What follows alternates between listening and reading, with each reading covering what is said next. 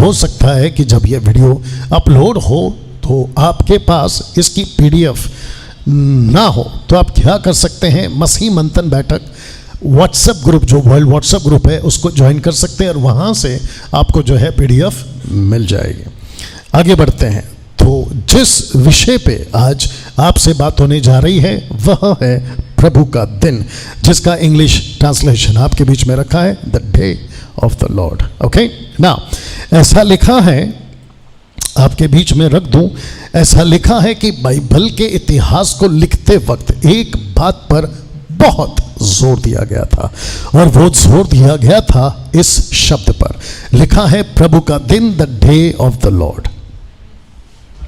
इतिहास को लिखते वक्त, बाइबल की इतिहास को लिखते वक्त किस किस ने लिखा है, वो कौन कौन लोग हैं, एक एक कर आपके बीच में रखूंगा। ये इंपॉर्टेंट क्यों है मैं आपके बीच में अभी से बता दूं, जो कि आपको चित्र दिखाकर भी बताऊंगा कि परमेश्वर फर्स्ट सेंचुरी से लेकर अभी तक, जिसको कहते हैं 21st सेंचुरी, 21वीं सदी तक, उस एक दिन का इंतजार कर रहा है जिसको कहते हैं प्रभु का दिन।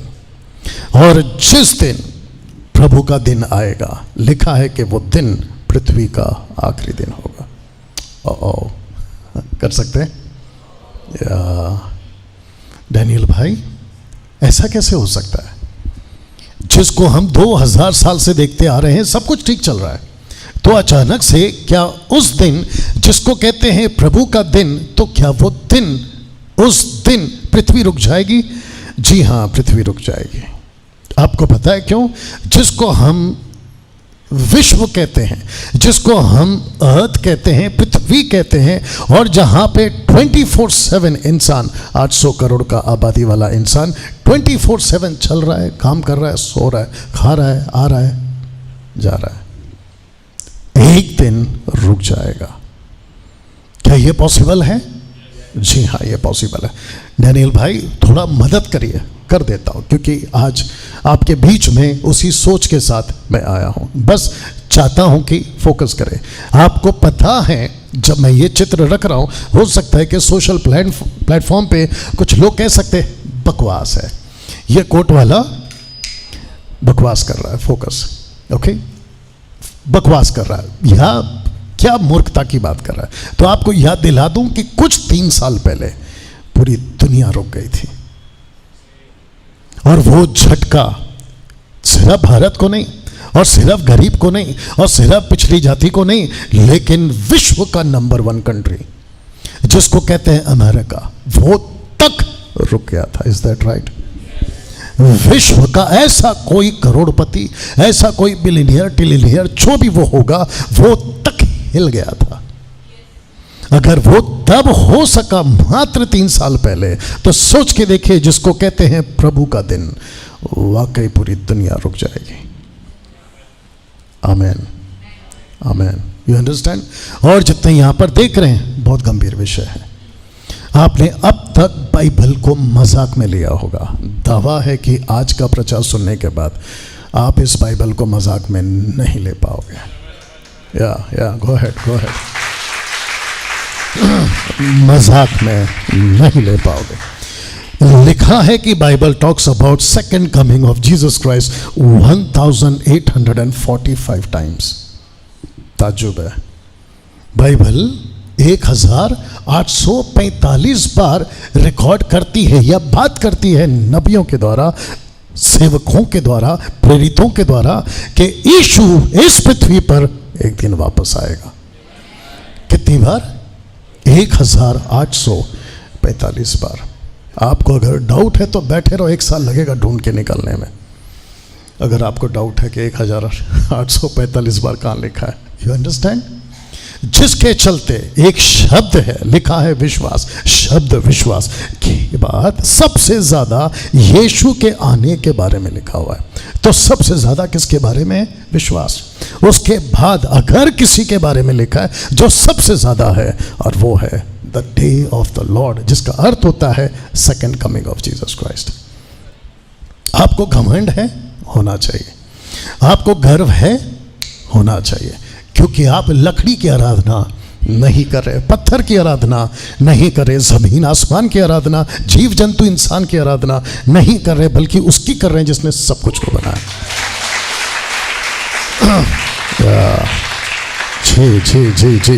तो जिसके चलते, जिसको कहते हैं the day of the Lord, और जब मैं इसकी स्लाइड्स को तैयार कर रहा था, आप जो हमारी फैमिली है उसको पूछ सकते हैं मैं सोता कब था, उठता कब था, क्या करता था, जिसके चलते मैंने खूब एडवर्टाइजमेंट किया कि आज के दिन और यस्टरडे सैटरडे के दिन इसको मैं ज़रूर आपके बीच में बात करूंगा। 28 times in old testament and new testament loudly spoken by profits and apostles about the day of the Lord. आप देख सकते हैं, जिसका हिंदी ट्रांसलेशन रखा है प्रभु का दिन। यहाँ तक ठीक है?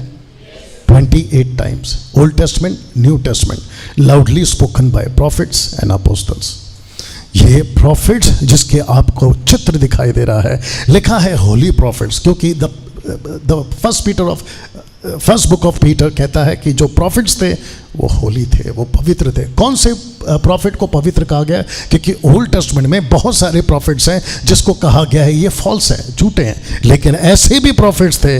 लिखा है कि 4 मेजर प्रॉफिट्स हैं और 12 माइनर प्रॉफिट्स हैं। ये टोटल 16 प्रॉफिट्स जिसको बाइबल कहती है they are the holy prophets. उन्होंने प्रोफेसी की है the day of the lord की।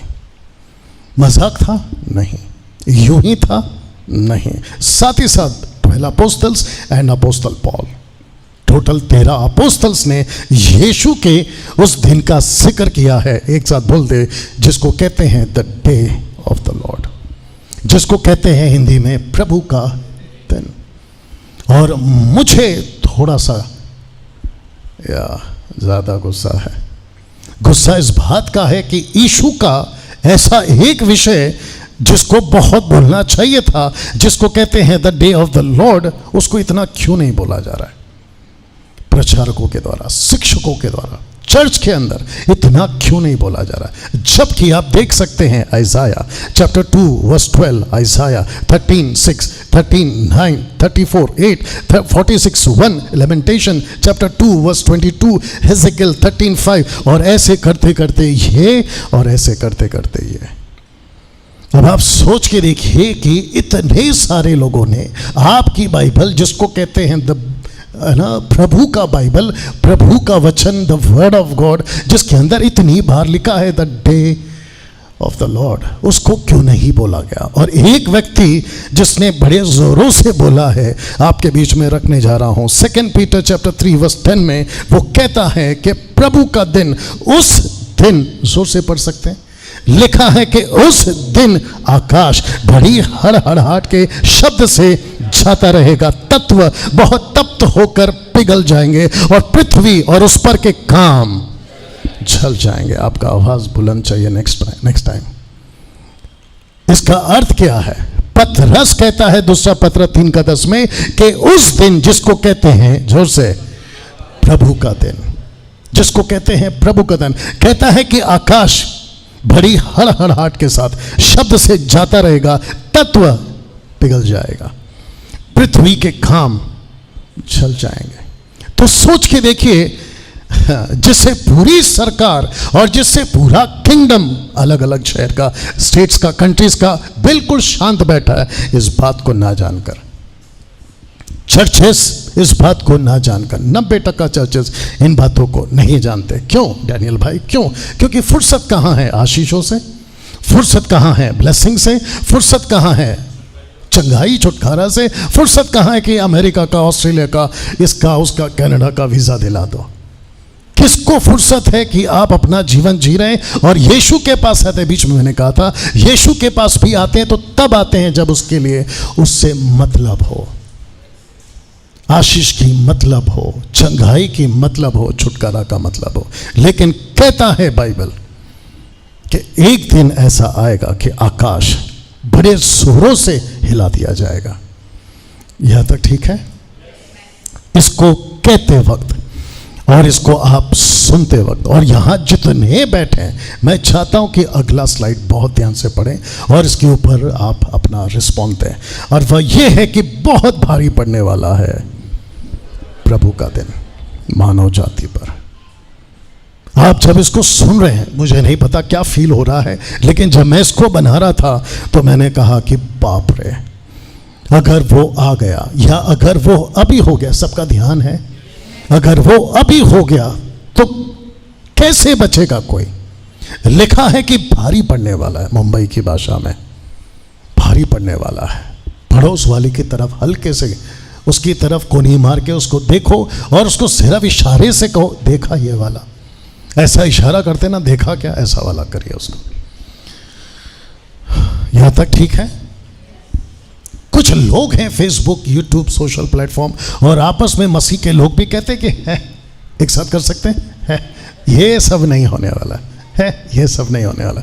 उनको ऐसा लगता है कि ये कोई चंदा मामा की कहानी है। उनको ऐसा लगता है कि अरे ये पादरी लोग बोलते रहते हैं। पहली बात तो मैं पादरी नहीं हूं, यू अंडरस्टैंड। पीछे बच्चे सब ठीक हैं या ये सब ऐसे ही नहीं लिखा गया। तो जिसके चलते एक इशारा आपको मैं दिखा रहा हूं और मैं चाहता हूं कि अगर वो तब हुआ था तो ये भी जरूर होगा, पता नहीं कब, लेकिन होगा जरूर, यू अंडरस्टैंड। और वो एक एग्जाम्पल ये रहा आपके बीच में। लिखा है कि सारी भविष्यवाणियां पूरी हो चुकी थी पहले आगमन की। ऐसा कहां है? आप देख सकते हो ऊपर चित्र, ये वाला यहां पे चित्र देख सकते हैं और इस तरफ आप यीशु को देख सकते हैं जो जगत की रोशनी बनकर आया था, जिसको पहला दूसरा पत्रस पहला अध्याय वचन 19 कहता है वह एक दिया है। कौन? यीशु एक दिया है। और यही वजह से ये चित्र आपके बीच में रखा हूं कि सारी भविष्यवाणियां पूरी हो चुकी हैं पहले आगमन के। अगर पहले आगमन की तैयारी और प्रचार और जो भविष्यवाणियां उस वक्त में की जा रही थी, अगर वो पूरी हो चुकी है तो एक दिन यीशु पृथ्वी पर लौटेगा। एक दिन यीशु पृथ्वी पर लौटेगा। He will come back, he will come back. आप शायद इस चित्र को देखकर ताली बजाना भूल गए, अभी नहीं चाहिए, इसलिए आपसे कहा था कि सतर्क रहना है। You understand. यहां कितने लोग हैं जो प्रभु से प्यार करते हैं? अगर आप प्रभु से प्यार कर रहे होते, जो कि मैं आपका प्रूफ देखना चाह रहा था, जब ये चित्र आया था तो तालियां तो बजनी चाहिए थी।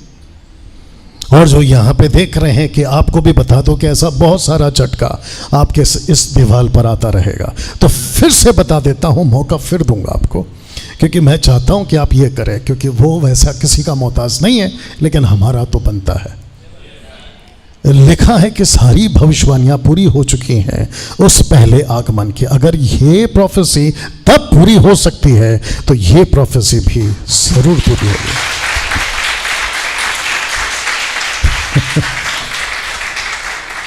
अगर आप पहले आ जाते, यू अंडरस्टैंड, कैसा लग रहा है अभी तक? और कितने लोग हैं जिनको ये महसूस हो रहा है कि यस, आप अभी स्पिरिचुअल रिलम में, आत्मिक दृष्टिकोण में आप अभी लिफ्ट हो रहे हैं और आपका लिफ्ट अप और होगा और फिर होगा सीधा टेक ऑफ। 2-4 दिन पहले कोई गया था ऊपर, हाँ आप भी जाओगे अभी आत्मा में सीधा ऊपर, वापस आओगे वो बात अलग है, नहीं आए तो फिर वहीं मिलते हैं। You understand. लिखा है कि एक दिन यीशु पृथ्वी पर लौटेगा, he will come back. Now एक व्यक्ति से आपको मिलाता हूं और वो व्यक्ति है पतरस। लिखा है कि पतरस ने कुछ देखा था यीशु की कब्र में। तो जो शब्द है ना देखा था, उसको कहते हैं थियरियो, थियरियो। और जो आपका इंग्लिश वर्ड है ना थिएटर, यहीं से निकला है, थिएटर, थियरियो, जिसका अर्थ होता है आप जब थिएटर में बैठते हैं तो कैसे देखते हैं? जल्दी बोला करो, ध्यान से देखते हैं। आप जब देखते हैं तो क्या करते हैं? फोकस करते हैं। तो पतरस जब यीशु की कब्र पर गया, प्रेज गॉड, कैसे चित्र अवेलेबल थे गूगल में जो कि आपको कनेक्ट करवा सकूं, तो लिखा है कि पतरस कब्र में गया और उसने ध्यान से देखा। आइए देखते हैं उसने क्या देखा। Are you ready for this? तो यहां लिखा है कि उसने क्या देखा। लिखा है उसने देखा फोल्डेड क्लॉथ, लपेटा हुआ कपड़ा। आपने कभी इसको पढ़ा था? यीशु, सबका ध्यान है, यीशु जब आज से 2023 साल पहले इस पृथ्वी पर जब उन्होंने कहा कि हे परमेश्वर मेरी आत्मा तुझे सौंपता हूं, यीशु की डेड बॉडी को रखा गया था कब्र में, दफनाया नहीं गया था, बल्कि केव्स में रखा था या गुफा में रखा था, जिसके ऊपर से पत्थर लुढ़का दिया जाता था, ठीक है ना। और जिस कपड़े पर, खास करके एक कपड़ा जो उनके सर पे बांधा था, लिखा है कि वो कपड़ा यहाँ पे लपेटा हुआ है। बोल सकते हैं लपेटा हुआ है, इंग्लिश में कहते हैं फोल्डेड क्लॉथ, जिसको लपेट कर रखा गया था। अब इसका अर्थ क्या है आपके बीच में बताने जा रहा। तो यूहन्ना की किताब उसका 20:7 कहता है, वह अंगोछा जो उसके सिर पर बांधा हुआ था, कपड़ों के साथ पड़ा हुआ नहीं, परंतु अलग, ये देख लीजिएगा, एक जगह लपेटा हुआ देखा। और इंग्लिश ट्रांसलेशन कहता है फोल्डेड क्लॉथ, लपेटा हुआ कपड़ा। इसका अर्थ क्या है? सब ठीक? इसका अर्थ क्या है? इसका अर्थ है यीशु ने इसको क्यों लपेटा था और कहां से लौटूंगा कहा था। इसका अर्थ क्या है? तो यहूदियों के हिसाब से तब भी और आज भी, अकॉर्डिंग टू जूविश कस्टम, तब भी और आज भी, कि जब वो टेबल पे खाना खा रहे होते हैं, तो अगर उनका खाना पूरा नहीं हुआ है तो अपने नैपकिन को वो फोल्ड करके रखते हैं।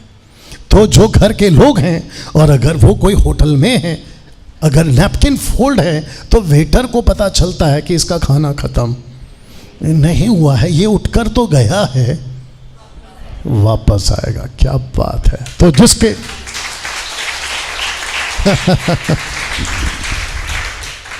बस कोई ना कोई ऐसा करते रहो। इसका अर्थ है कि यीशु एक दिन लौटेगा। तो मैं तब से आपके बीच में क्या बता रहा हूं, ही विल कम बैक। लिखा है कि पृथ्वी पर एक दिन यीशु लौटेगा। मुझे नहीं पता कि बाहर के लोगों ने, नंबर 1 अविश्वासी, नंबर 2 चर्च के लोगों ने, विश्वासियों ने बाइबल को, बाइबल की बातों को, बाइबल की घटनाओं को कितना सीरियस लिया है मुझे नहीं पता। अगर सीरियस लिया होता तो मसीहत आज अलग होती। आपको ऐसे करना था जो लोग बैठे हैं, या ऐसा करना था, यू अंडरस्टैंड। तो जिसके चलते ये मैसेज पतरस ने, या पतरस के द्वारा उस वक्त के यहूदियों को मिला था। इसका अर्थ क्या है कि यीशु एक दिन लौटेगा। लिखा है कि यीशु ने इसको क्यों लपेटा था। और आपके नॉलेज के लिए बता दूं कि इस कपड़े को लपेटा यीशु ने ही था, क्योंकि कब्र के अंदर कोई दूसरा नहीं था। तो जब यीशु लपेट रहे थे कपड़े को, तो वो मैसेज दे रहे थे और उनको पता था कि एक लड़का आएगा और उसका नाम है पतरस। और आपके नॉलेज के लिए अभी से बता दो, इसके ऊपर फिर कभी प्रचार करूंगा, कि वो पतरस था जो आंधी तूफान में जब 12 लोग बैठे थे बोट के अंदर, वो पतरस था जिसने पहला कदम बाहर निकाला पानी के ऊपर। ये पतरस ही था कब्र में जो पहले पहुंचा, जबकि यूहन्ना पहले पहुंच चुका था। तो इसको कहते हैं कि मसीहत में कुछ लोग ऐसे हैं जो जुनून रखते हैं, जज्बा रखते हैं, तड़प रखते हैं, बहादुरी रखते हैं और किसी के पाप से नहीं डरते। You understand. बस, और ऐसे ही लोग उस वक्त भी थे, वो काम आए, और ऐसे ही लोग अगर आज होंगे तो काम आएंगे प्रभु के लिए। हाँ, आप यहां तक समझें कि लिखा है कि यीशु ने उसको क्यों लपेटा था और कहां से लौटूंगा कहा था। लेकिन पहले ये सवाल, are you ready for this? पहला ये सवाल क्या है? लिखा है कि कहां था यीशु 3 दिन तक? वेयर वॉज ही? यीशु कहां था 3 दिन रात तक? कहां था? इसके ऊपर बहुत सारी चर्चा हुई है, इसके ऊपर बहुत सारे वीडियोस बने हैं, इसके ऊपर बहुत सारे लोगों ने प्रचार किया है। लेकिन मैं समझता हूं कि जो एंगल आपके बीच में आज दे रहा हूं, आपके YouTube, Facebook और आपके जितने भी सोशल प्लेटफॉर्म्स पर है, कम से कम हिंदी के प्रचार में ये पहला वीडियो होगा परमेश्वर की अगुवाई में। ओके, तो सवाल है कि कहां था यीशु 3 दिन तक? Where was he? वो कहां था? या सबका फोकस।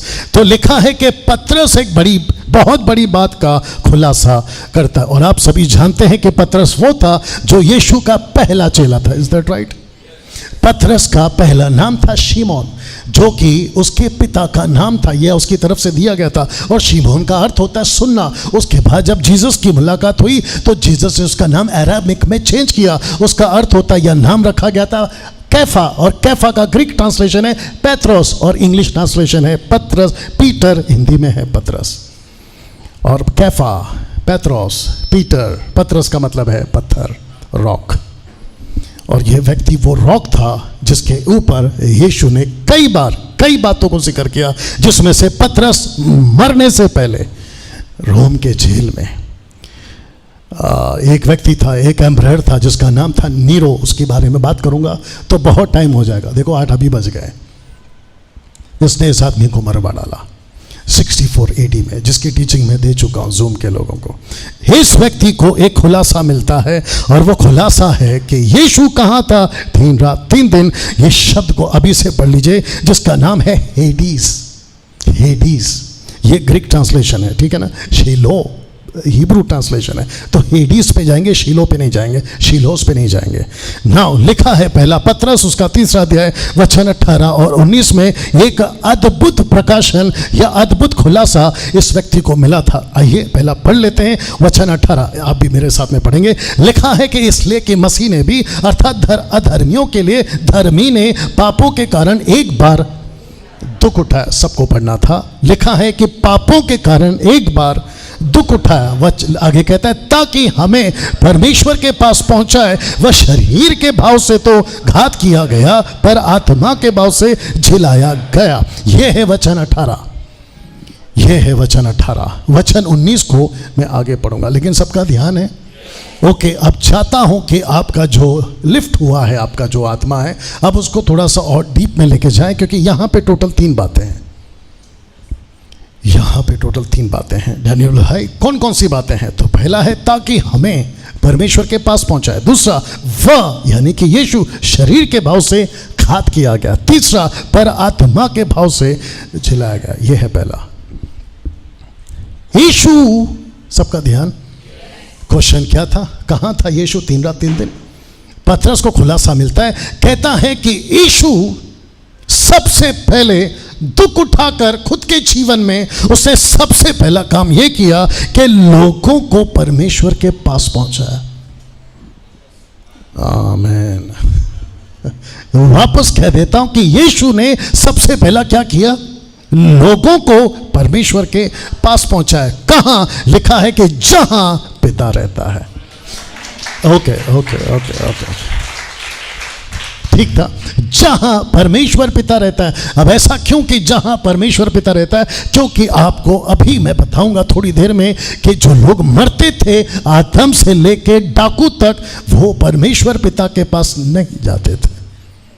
लेकिन यीशु ने आज से 2023 साल पहले आकर एक ऐसा चीज किया जिसका प्रकाशन पतरस को मिलता है। कहता है कि उसने सबसे पहले यह किया कि उसने शरीर में दुख उठाकर, धर्मी ने अधर्मी के कारण दुख उठाकर, लिखा है कि हमें परमेश्वर के पास पहुंचाया। कैसे? लिखा है वो घात हुआ। फिर क्या हुआ? 3 दिन जी उठा। तो पहला पॉइंट है कि उसने हमको, आपको, आदम से लेकर डाकू तक के लोगों को परमेश्वर के पास पहुंचाया है। ताली बजनी चाहिए फिर से।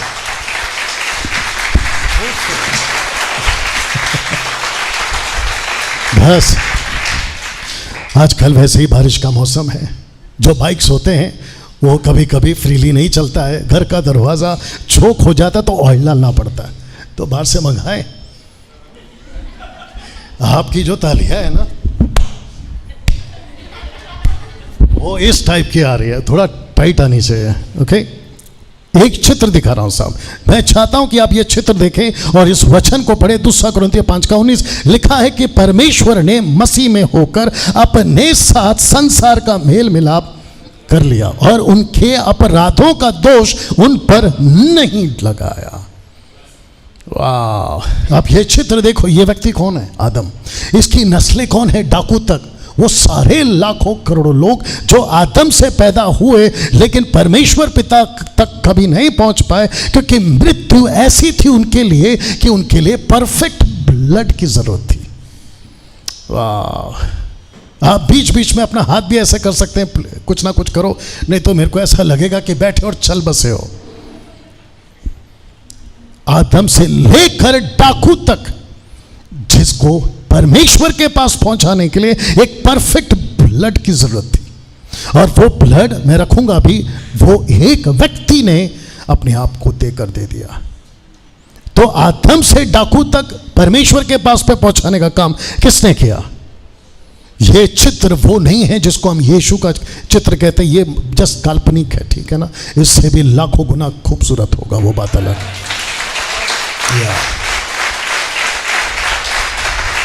दूसरी बात या दूसरा पॉइंट, वह शरीर के भाव से तो घात किया गया था ना। लिखा है कि शरीर में पापी होने के कारण, वापस कहता हूं कि शरीर में पापी होने के कारण या पाप होने के कारण मसीह को तो मरना ही था।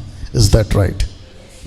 या उसको मरना ही था। तो फिर प्रश्न उठता है, पहले उसको देख लीजिएगा। इब्रानियों 10:5 में लिखा है कि इसी कारण वह जगत में आते समय कहता है, भजन संहिता 40 का 6 से 8 तक में पढ़ लेना, क्योंकि भजनकार कहता है, दाऊद कहता है कि बलिदान और भेंट तूने ना चाहिए, लेकिन लिखा है कि पर मेरे लिए एक देह तैयार किया।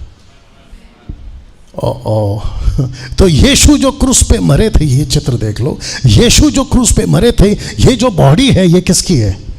जोर से अगर आप मैसेज को समझ रहे हैं तो जवाब दे पाओगे, जो कि मैं शुरू से पीछे से बोलते आ रहा हूं। ये बॉडी किसकी है? किसने कहा? सही जवाब, ये बॉडी आपकी है। इसका मतलब है कि इस जगह पे होना कौन चाहिए था? आप। यहां पे मार किसको पड़नी थी? जोर से, आपको। यहां खीले किसको पड़नी थी? आपको। तो ये लोग जो यहां पे देख रहे हैं सोशल प्लेटफॉर्म पे, उनको भी बता दो कि कुछ हंसी ठट्टा करने वाले यहां पर हैं, जो कहते हैं कि जो 3 किले को बर्दाश्त नहीं कर सका वो कहां का परमेश्वर? जो खुद नहीं बचा सका हमको क्या बचाएगा? जो खुद मर गया वो खुदा कैसे? अब उनको कौन बताए कि यहां पे मरना था तुझे, लेकिन मरा यीशु। वाह। तो कहता है कि भजन संहिता, और दाऊद कहता है, और पौलुस अगर इसका लेखक है तो कहता है कि बलिदान और भेंट तूने ना चाहिए, अब इसको पढ़ो, पर मेरे लिए एक देह तैयार किया था। तो यीशु जब पैदा हुए थे, सबका फोकस, जब यीशु पैदा हुए थे तो ऐसा लगता था कि बच्चा पैदा हुआ है, जी नहीं। जब यीशु बड़े हो गए थे 12 साल के तो लड़का चल रहा है, जी नहीं। जब यीशु 30 साल के हो गए तो कह रहा था कि अरे इंसान जा रहा है। लेकिन एक व्यक्ति था जिसको कहते हैं द लास्ट प्रॉफिट, और वो लास्ट प्रॉफिट कौन था? John the Baptist. उसने जब यीशु को देखा तो उसने कहा कि देखो ये वो आ रहा है। एक साथ कोई बोल सकता है कौन आ रहा है? ये परमेश्वर का मेमना है। लिखा है कि अनहोना है कि बैलों और बकरों का लहू पापों को दूर करे, ये अनहोना है, इट इज इम्पॉसिबल। तो यीशु मसीह क्या बनकर आया? क्योंकि यहाँ बहुत सारी देह सैक्रिफाइस होती थी, यहाँ बहुत सारी बॉडी को जो जानवर की होती थी उनको सैक्रिफाइस किया जाता था, जिसके चलते यीशु ने कहा ठीक है मैं भी एक शरीर बनकर आऊँगा। बीच में गुजरात में, उत्तर प्रदेश में, नॉर्थ साइड में, यूट्यूब पर, फेसबुक पर एक वीडियो बहुत वायरल हो रहा है, और कहते हैं कि इसको यानी यीशु को परमेश्वर कैसे मान सकते हैं? कहते हैं वो तो खुद कहते हैं कि वो परमेश्वर का बेटा है। जी हाँ, मैं भी कहता हूं कि वो परमेश्वर का बेटा है। एक साथ पूछो क्यों? क्योंकि पहला बेटा फेल हो गया था। पहला बेटा कौन था? आदम। तो यीशु क्या बनकर आया? दूसरा बेटा आदम, यानी कि सेकंड एडम। और वो क्यों? क्योंकि जो पहला एडम था वो शरीर में था, फ्लैश में था। तो दूसरा एडम एंजल कैसे हो सकता है? दूसरा एडम गॉड कैसे हो सकता है? अगर सैक्रिफाइस देना है, ब्लड लेना है या बहाना है, तो उसको भी फ्लैश में आना था, और इसी वजह से वो परमेश्वर का बेटा बनकर आया, जबकि वो खुद ही परमेश्वर है। क्या बात। या। तीसरी बात लिखा है पर आत्मा के भाव से झिलाया गया। तो पहला क्या है? परमेश्वर ने, माफ करना, यीशु ने लोगों को परमेश्वर के पास पहुंचाया। दूसरा, उसने खुद को दे दिया और पापियों पर दोष नहीं लगा। चित्र याद है कि नहीं लगा? याद है। मेल मिलाप की सेवा दी, पुत्र के द्वारा पिता का मेल किया, लेकिन उनके पापों का दोष उन पर नहीं लगा। क्यों? क्योंकि उनका दोष उसने खुद अपने बॉडी पे ले लिया। Is that right? तो तीसरा कहता है पर आत्मा के भाव से झिलाया गया। अब शब्द को पढ़ो, लेकिन सवाल उठता है कब झिलाया गया? तीसरे दिन, 3 दिन बाद। यीशु का, बहुत ध्यान से सुना, अभी पंचलाइन आ रहा है। यीशु का मरना ठीक है डैनियल भाई, और मरना ठीक है बाइबल के लोगों, मरना ठीक है प्रॉफिट्स एंड अपोस्टल, लेकिन यीशु का जिंदा होना क्या बताता है?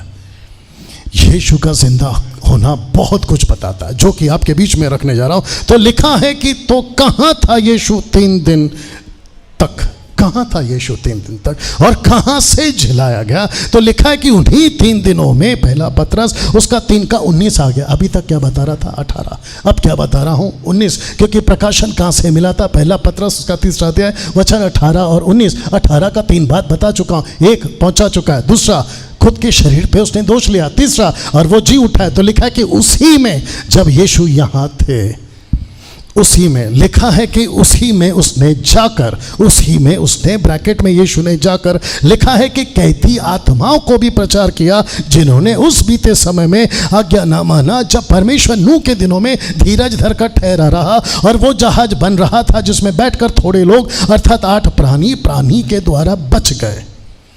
यीशु कहाँ गए थे? एक साथ हेडीस में।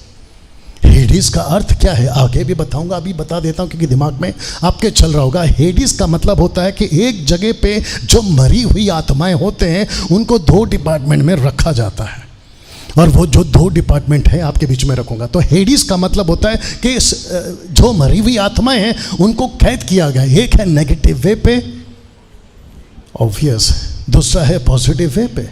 ओके, तो लिखा है कि यीशु ने जाकर उसी में मतलब जब वो मर गए थे, उसी 3 दिन में। नाउ डैनियल भाई, किसी एक वचन पे हम डॉक्ट्रिन नहीं बना सकते, तो जिसके चलते सपोर्टिव स्क्रिप्चर रखा हूं इफिसियों 4 का 8 और 10, जो कि बिल्कुल हूबहू पौलुस को यह प्रकाशन मिला। यहां तक सब लोग ठीक है? आइए पढ़ते हैं। लिखा है कि इसीलिए वह कहता है, ये वह कौन है? दाऊद। ये वह कौन है? दाऊद। रखूंगा, कहता है, इसलिए वह कहता है, वह ऊंचे पे चढ़ा। ऊंचा मतलब क्या? क्रूस। वो ऊंचे पे चढ़ा, बंदियों को बांध ले गया, मनुष्यों को दहन दिए। उसके चढ़ने से और क्या पाया जाता है कि केवल यह कि वो पृथ्वी की निचली जगहों में उतरा भी था। जो उतर गया ये वही है जो सारे आकाश के ऊपर चढ़ भी गया और सब कुछ परिपूर्ण करे। रुको, कहाँ लिखा था? किसने कहा था ये स्टेटमेंट को, जिसको तीसरा स्क्रिप्चर या तीसरा गवाह, क्योंकि कोई भी बात 2 या 3 के गवाह पे सिद्ध होती है। सब लोग ठीक? लिखा है भजन संहिता 68 का 18 में, तू ऊंचे पर चढ़ा, तू लोगों को बंधुआई में बांध ले गया, तूने मनुष्यों को वरना हटीले मनुष्य से भी भेंट ली, जिससे यह परमेश्वर उनमें वास करे। यहोवा उनमें वास करे। वास का ट्रांसलेशन करूंगा, और ये जो लोग हैं ना हटीले, इसको भी बताऊंगा कि ये लोग कौन है। यहां तक ठीक है? ओके, जब ये सब कुछ हो रहा था, यीशु को रोम की सरकार ने पकड़ लिया था। कम से कम 3 से 4 कोर्ट में उनका फैसला चला, और आखिरकार किसी भी कोर्ट ने, वो चाहे हेरोदेस का हो, वो चाहे पिलातुस का हो, वो चाहे कैफा महायाजक का हो, या फिर वो कैफा हन्ना महायाजक का हो, किसी ने भी यीशु के ऊपर एलिगेशन सिद्ध नहीं किया कि ये गिल्टी है, ये गिल्टी है, ये गिल्टी है। नो, नेवर, किसी ने किया। लेकिन पब्लिक के डिमांड पर वहां जो कुछ लोग थे उन्होंने नारे लगाए कि क्रूस पे चढ़ाओ, क्रूस पे चढ़ाओ, क्रूस पे चढ़ाओ। और यीशु को जब क्रूस पे चढ़ा दिया गया था, तो वहां पे 2 डाकू थे, एक थे राइट और एक थे लेफ्ट में।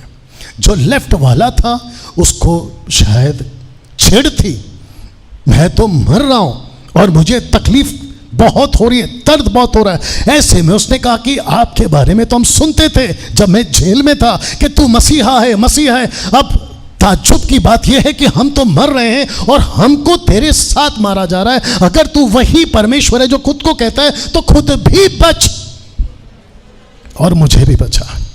लेकिन उस राइट वाले, दाहिने वाले डाकू ने कहा, नो, हम जो मर रहे हैं, सबको याद है ना, हम जो मर रहे हैं अपनी गलती, अपने पाप, अपने गुनाह के लिए, लेकिन ये वो नहीं है जो तू सोच रहा है।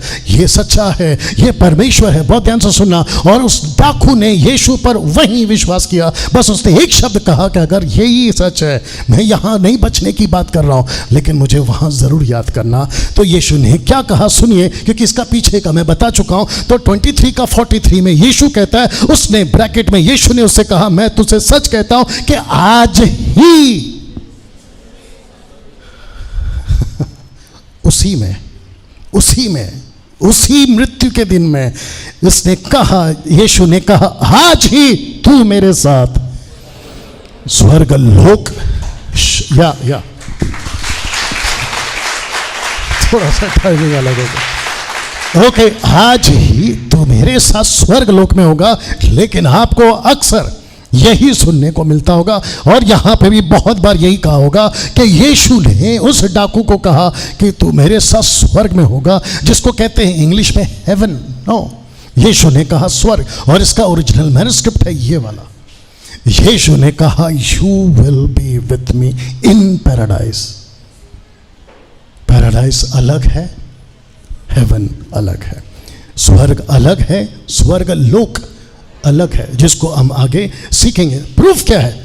ये रहा आपके सामने प्रूफ, जिसको कहते हैं ओरिजिनल मैन्युस्क्रिप्ट, जो कि ग्रीक में लिखा गया था। यहां तक ठीक है।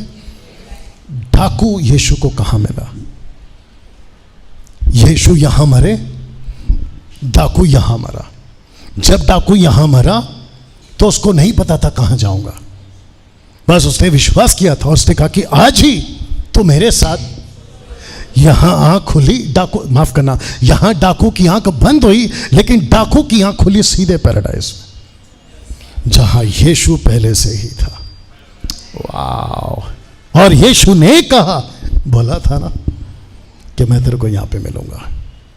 डाकू, जीसस क्राइस्ट, डाकू अपनी पूरी जिंदगी पाप में जिया, अपनी पूरी जिंदगी गुनाहों में जिया, लेकिन लास्ट का 5 मिनट उसने यीशु पे विश्वास किया, और यीशु कहता है कि बेटा तू यहां होगा। और आपको पता है, रुको, पंच लाइन तो अभी आएगा। आपको पता है, जब डाकू की आंख वहां खुली तो डाकू ने अपने दूसरे डाकू को दूसरी जगह पे देखा, बोला ओ, और वो वहां कितना पछता रहा होगा, जो मैं भी रखूंगा। सोच के देखिए, वो वहां कितना पछता रहा होगा कि 5 मिनट की बात थी कि इसकी निकल पड़ी और मेरी निकल गई। You understand?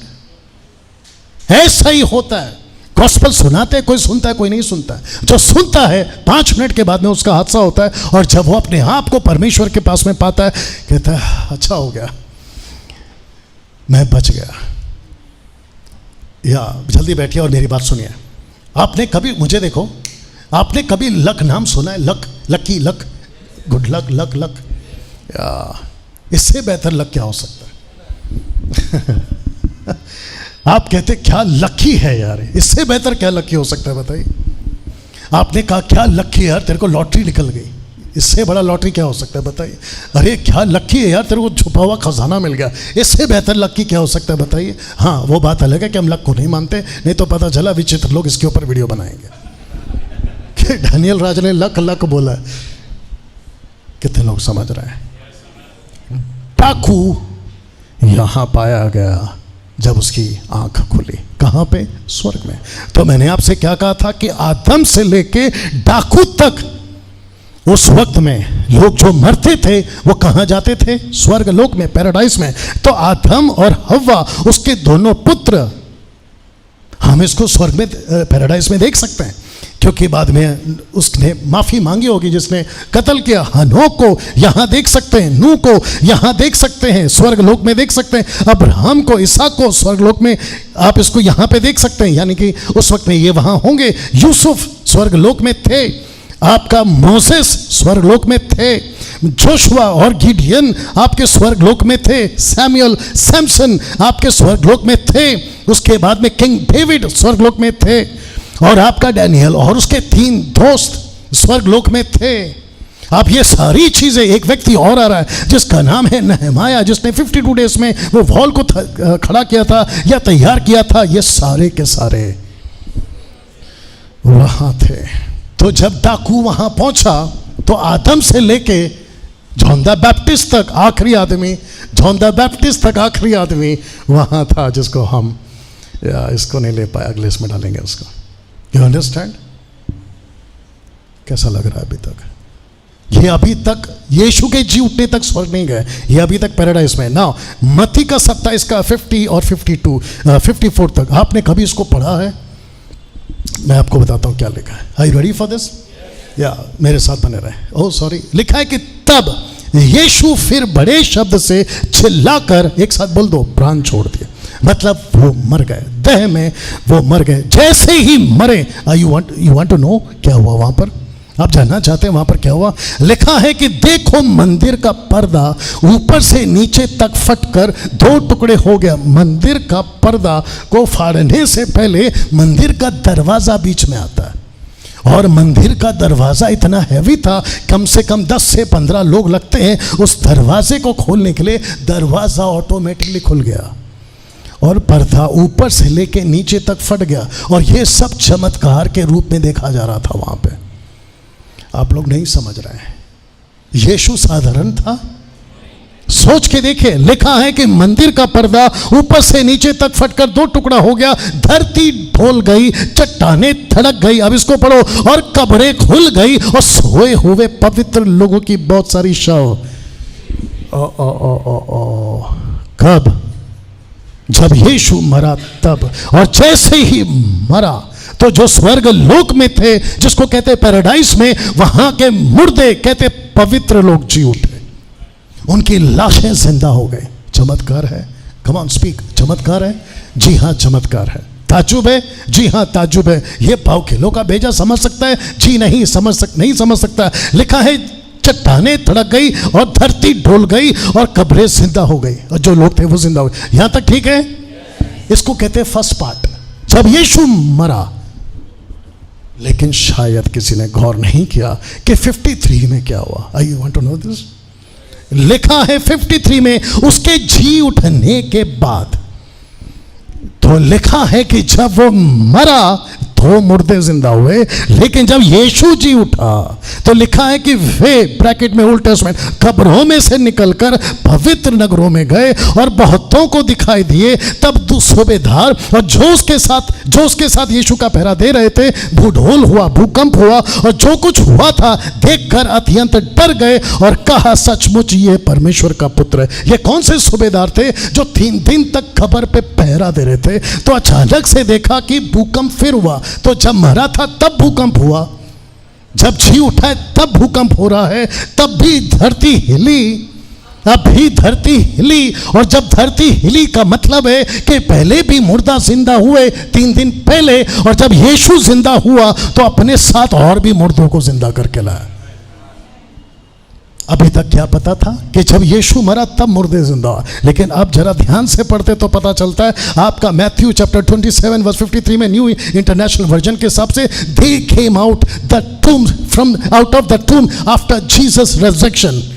यीशु के जी उठने के बाद मुर्दे जी उठे, and went into the holy city and appeared to many people, कईयों को दिखाई दिए। अब बताइए, तो पैराडाइज में हो क्या रहा है?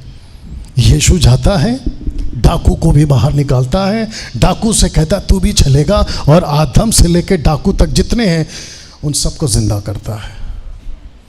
तो लिखा है कि जब मरा तो लोग जी उठे, और जब वो खुद जी उठा तब भी लोग जी उठे। क्या बात है, कैसा लग रहा है? या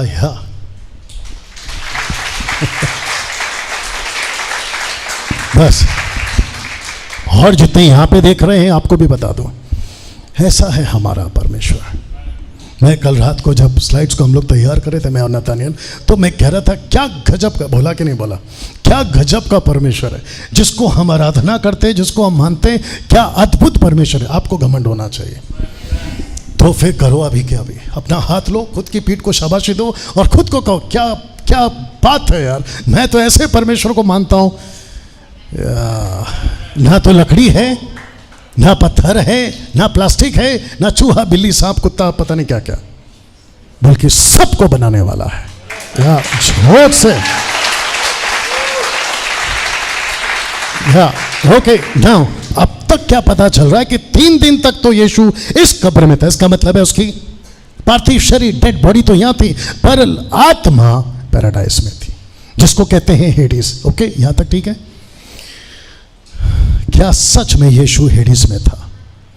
यह क्वेश्चन है, क्योंकि कई लोग कहते हैं कि अगर हेडिस में था तो क्या यीशु नर्क में था? HELL, जी नहीं, वो नर्क नहीं है, नर्क अभी आएगा।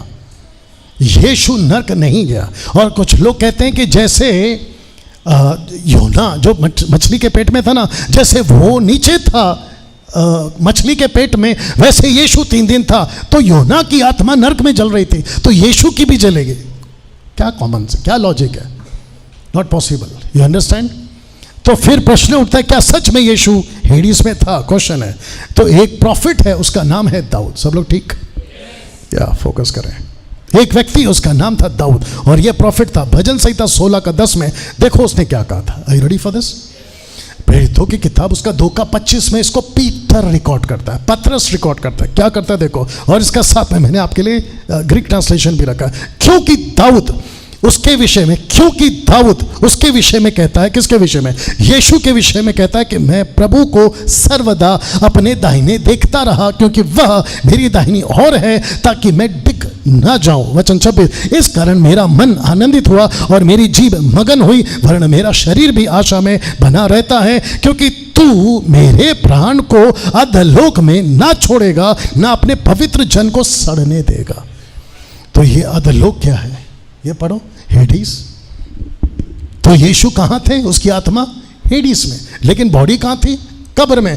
तो दाऊद कहता है, पतरस कहता है, ना तो उसका शरीर सड़ा, ना उसकी आत्मा जली। इसको पीटर कैसे कहता है? वचन 29 में, हे भाइयों, हम उस कुलपति दाऊद के विषय में तुमसे साहस के साथ कह सकते हैं कि वो तो मरा और गाड़ा भी गया, उसकी कब्र आज तक वर्तमान है। आज तक हमारे यहाँ वर्तमान है। तो दाऊद का डेड बॉडी, जिसको कहते हैं ना ग्रेवयार्ड, वो तो वहीं था। तो इसका मतलब है कि दाऊद की डेड बॉडी, आगे बोल दो, सड़ी। दाऊद का स्पिरिट पैराडाइज में, हेडिस में, वो बता चुका हूं। अब इसको पढ़ो। वो भविष्यवक्ता था, वो जानता था कि परमेश्वर ने मुझसे शपथ खाई है, मैं तेरे वंश में से एक व्यक्ति को तेरे सिंहासन पर बिठाऊंगा। किसको? यीशु को। उसने होने वाली बातों को पहले से देखकर मसीह के जी उठने के विषय में भविष्यवाणी की कि ना तो उसका प्राण अधोलोक में छोड़ा गया, हेडिस में छोड़ा गया, ना तो वहां छोड़ा गया, ना उसकी देह सड़ने पाई। इसी यीशु को परमेश्वर ने जिलाया, जिसके हम सब गवाह हैं।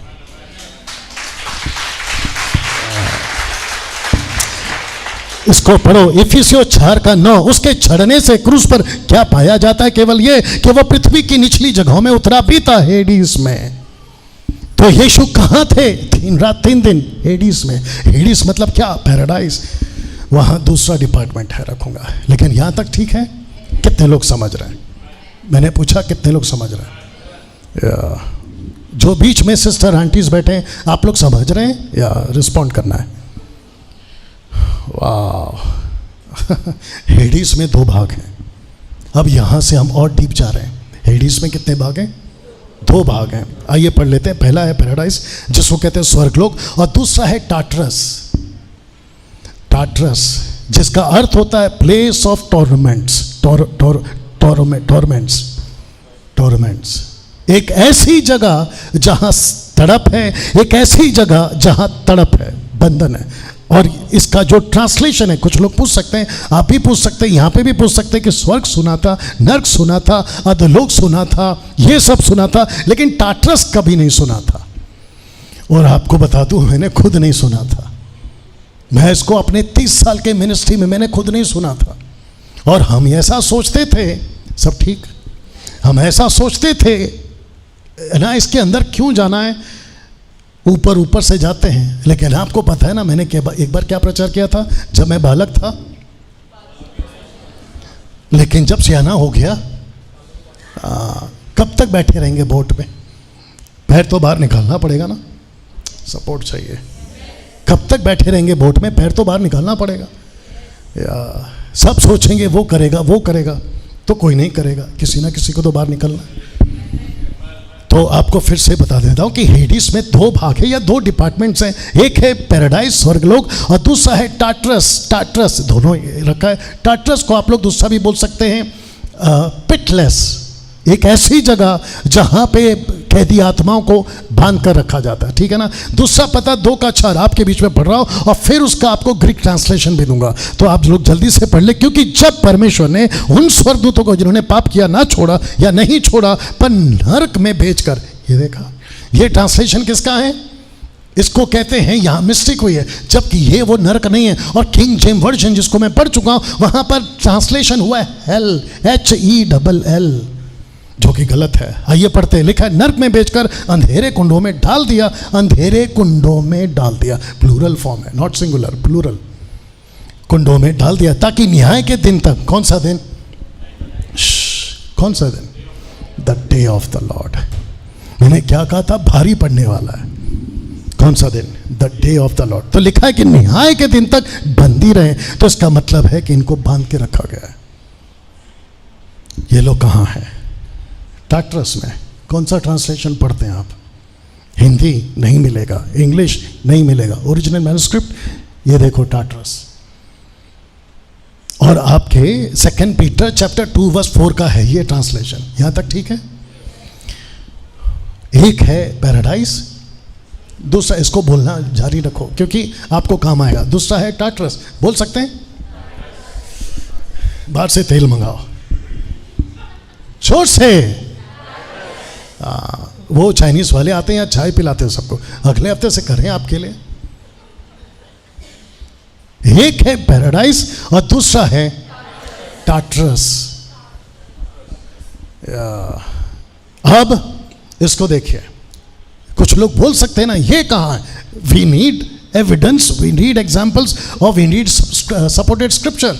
लीजिए, तो यीशु ने एक कहानी सुनाई थी लूका के 16वें अध्याय में, और ये रिकॉर्ड करता है वचन 22 से 26 तक में, क्योंकि उसका पहले का मुझे नहीं चाहिए। तो मैं आपको बता दूं कि ये वो व्यक्ति है जो यहां था, और यीशु लाजर को मिलने भी, जो कि कौन सा लाजर, वो लाजर नहीं, ये लाजर जिसको कहते धनवान और गरीब लाजर, ये इसको मिलने गए थे। कौन? यीशु। कब? जल्दी, उसी 3 दिनों में। ऐसा बोल सकते, उन्हीं 3 दिनों में। तो लाजर वहां था और यीशु को पता था कि मैं इसको जाकर मिलूंगा, तो इसकी कहानी सुनाई अपने चेलों को। तो लिखा है कि यहां दोनों ही जगहों का बात हो रहा है। यहां तक ठीक? यहां पे दोनों ही जगहों का बात। आइए पढ़ते वचन 22 को। लिखा है कि ऐसा हुआ कब? जब काफी दिन हो गए लाजर उसकी डेवड़ी पर, धनवान अपना मटन मच्छी खाते हुए। यहां तक ठीक? लिखा है कि ऐसा हुआ, बहुत ध्यान से देखना, बहुत ध्यान से सुनना। लिखा है कि ऐसा हुआ कि वो कंगाल मर गया, मर गया। जैसे ही मरता है वो लाजर कंगाल, लिखा है कि स्वर्गदूत आते हैं, उसे लेते हैं और अब्राहम की गोद में पहुंचा देते हैं। ब्रैकेट पढ़ लो, पैराडाइज, पैराडाइज, पैराडाइज। आइए पढ़ते धनवान का क्या हुआ। लिखा है कि वो धनवान भी मरा, maybe after 1 week 1 month, वो भी मरा। और लिखा है कि उसका शरीर गाड़ा गया, शरीर गाड़ा गया, आत्मा। आइए देखते हैं कि उसको कौन सा स्वर्गदूत लेने आता है। क्या स्वर्गदूत आएगा? आइए देखते क्या लिखा है। लिखा है कि अधलोक में, ब्रैकेट में टाट्रस, अधलोक में उसने पीड़ा में पड़े हुए अपनी आंख उठाई और दूसरे अब्राहम की गोद में लाजर को देखा। इंटरेस्टिंग पार्ट क्या है पता है? जब लाजर मरता है तो एंजल्स आ रहे हैं, जब धनवान मर रहा है तो ये खुद ही पहुंच रहा है। आप नहीं समझे अभी भी, बहुत ध्यान से सुनना। आज भी ऐसा ही है। आप अगर मरोगे ना तो मुझे कौन लेने आएगा, मैं कहाँ जाऊँगा, मेरी आत्मा यहाँ भटकेगी कि वहाँ भटकेगी, मैं मरने के बाद में 7 दिन यहाँ रहूँगा, मैं घर के लोगों को, ऐसा कुछ नहीं है भाई। कुछ लोग कहते हैं मैं जैसे ही मरूंगा मैं कुत्ता बन जाऊंगा। कुत्ता जिंदा है, तू मरा है।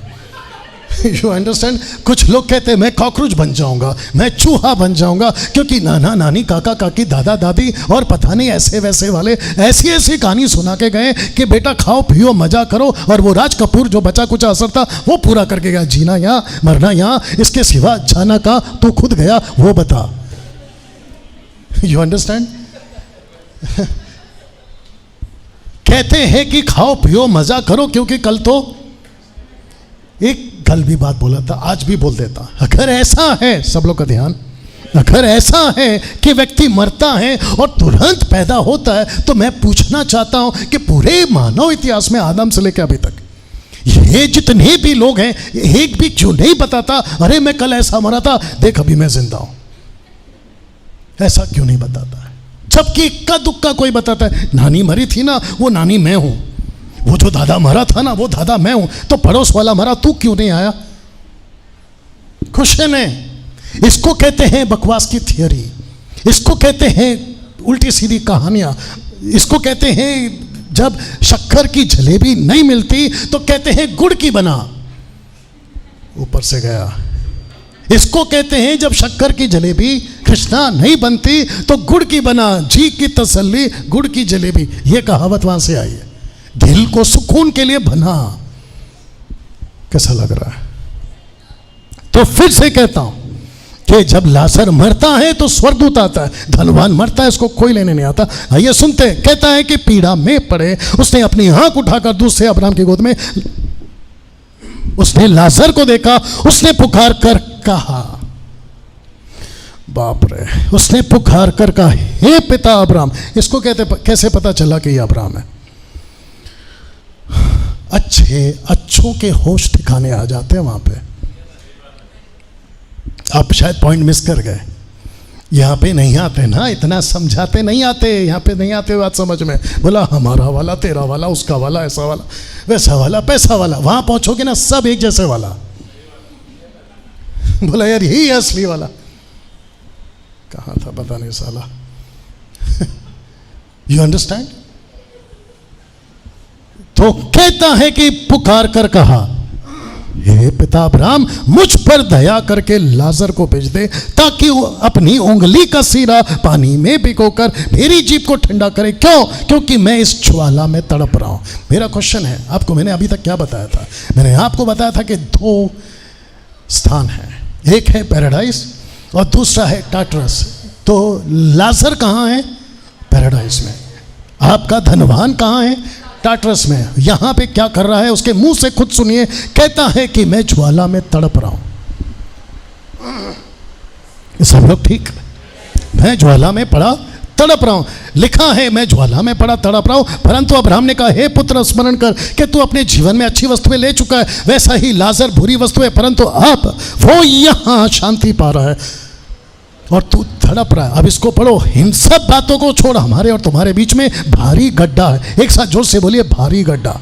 जिसको कहते हैं बहुत बड़ा गड्ढा है। ठहराया गया है कि जो यहां से उस पार तुम्हारे पास आना चाहे वो ना जा सके, ना कोई वहां से इस पार हमारे पास आ सके। इम्पॉसिबल। तो हेडिस में दो डिपार्टमेंट है, एक है आपका पैराडाइज और दूसरा है टाटरस। आप अगर पैराडाइज में हो, जो कि अभी पॉसिबल नहीं है, मैं आपको बताऊंगा क्यों, तो यहां से आपके लिए मौका है। सब लोग ठीक? लेकिन अगर आप यहां चले गए कोई चांस नहीं है, क्योंकि लिखा है ना एक भारी गड्ढा है ना। वक्त कमी है, फिर भी आगे जाना पड़ेगा। ये चित्र देख लो, जल्दी से बता देता हूं यहां हो क्या रहा है। यहां तीन बातें हो रही है, सबका ध्यान। यहां पे टोटल तीन बातें हो रही हैं। यहां स्पष्ट बातचीत हो रही है उनकी लैंग्वेज में। दूसरा, यहां देखा जा रहा है। तीसरा, यहां पर यादें, सब कुछ याद है। मैं पृथ्वी पर कौन था, मैं कैसा था, मैं क्या करता था, मैं क्या नहीं करता था, A to Z सब कुछ याद है। तो नहीं कह सकते मुझे नहीं पता। एक जरूरी बात हेडिस की, टाटरस और पैराडाइज की। Are you ready for this? अब ये जगह पूरी तरह से खाली है अभी, राइट नाउ ये जगह पूरी तरह से खाली है, लेकिन ये जगह नहीं। ये जगह खाली क्यों है? Come on speak. अभी बताया था ये जगह खाली क्यों है। क्योंकि यीशु मसीह 3 रात 3 दिन यहीं पे गए, आदम से लेके डाकू तक सबको उन्होंने कहा चलो मेरे साथ, मैं रखूंगा आगे, चलो मेरे साथ। लेकिन जो यहां पे थे उनको कुछ बोल कर गया, मैं रखूंगा आगे। क्या बोल कर गया? मैं रखूंगा। सब लोग ठीक? तो अब बात करते हैं the day of the lord की। तो ये इतना पीछे जो आपको बैकग्राउंड बनाया था ना, ये आपको समझाने के लिए कि the day of the lord कैसा होने वाला है, जिसको कहते हैं meaning the means judgement day. इसका अर्थ होता है judgement day. The day of the lord का अर्थ है जजमेंट डे। रखते हैं वो फिर लौटेगा। याद है ये कपड़ा? वो फिर लौटेगा। ये मैसेज क्या था? आई विल कम बैक, मैं वापस आऊंगा। तो यीशु वापस आएगा। ऑफ कोर्स आएगा। इसका इंतजार कौन कर रहे हैं? पूरी मसीहत, पूरी मानव जाति जो यीशु को जानती है वो इंतजार कर रही है। नाउ जिस दिन, सब लोग ठीक, ये अभी और डीप है, जिस दिन, जिसको कहते हैं the day of the Lord. और मैंने क्या कहा था? पृथ्वी के लोगों पे जोर से भारी पड़ेगा। आइए देखते कैसे भारी पड़ेगा। मत्ती 25 का 31 और 32, जब मनुष्य का पुत्र, in the day of the Lord, जब मनुष्य का पुत्र अपनी महिमा में आएगा, तब लिखा है और सब स्वर्गदूत उसके साथ एक आएंगे, तो वह अपनी महिमा के सिंहासन पर विराजमान होगा। कौन? यीशु। इसको कहते हैं the day of the Lord. क्या बात है। और यीशु बैठेगा सिंहासन पर, तब नहीं चलेगा फिर मेरा वाला किधर है, तेरा वाला किधर है, चुपचाप बैठ, क्योंकि अच्छे अच्छे के होश वहां पे ठिकाने आ जाएंगे। तो लिखा है कि सिंहासन पर बैठेगा, तब लिखा है कि सब जातियां सब जातियां उसके सामने इकट्ठा की जाएंगी। जैसा चरवाहा भेड़ों को बकरियों से अलग कर देता है, वैसे वे उन्हें एक दूसरे से अलग करेगा। चित्र देख लो, एक तरफ है भेड़ें और दूसरी तरफ है बकरियां या बकरियों। आप एक चीज शायद यहां पे मिस कर गए, ये दो डिपार्टमेंट को आप मिस कर गए। एक है भेड़ें, दूसरा है बकरियां। ये कौन सी बकरियां हैं? ये वो बकरियां हैं जिसको कहते हैं अविश्वासी। ये कौन से भेड़े हैं? ये वो हैं जिसको कहते हैं विश्वासी। और ये वो अविश्वासी हैं। आपके दिमाग में अगर किसी का नाम आ रहा होगा, कोई संत का, कोई महात्मा का, कोई सेंट का, सेंट समझते हैं जिसको सेंट की पदवी मिलती है, उनको तक याद करो तो आपको पता चलेगा कि वो तक अभी टाटरस में है। वो तक अभी टाटरस में है। जिस डैनियल भाई ठीक से समझाओ, नाम नहीं ले सकता लेकिन ऐसे ही समझा देता हूँ, ठीक है ना। आपके नाम के आगे संत लगा था, वो तो पक्का स्वर्ग में होगा। आपके नाम के आगे गुरु लगा था, वो तो पक्का पैराडाइस में होगा। आपके नाम के आगे महात्मा लगा था, समझ में आ रहा है, वो तो पक्का पैराडाइस में होगा। आपके नाम के आगे तो दानवीर, करमवीर, चक्रवीर, वो वीर, ये तीर, वो चीर, ये सब कुछ लगा था। लेकिन यीशु कहता है कि बेटा, पैराडाइस में आने का एक ही लाइसेंस है और एक ही वजह है और एक ही जरिया है, यीशु को जब तक तू स्वीकार नहीं करता।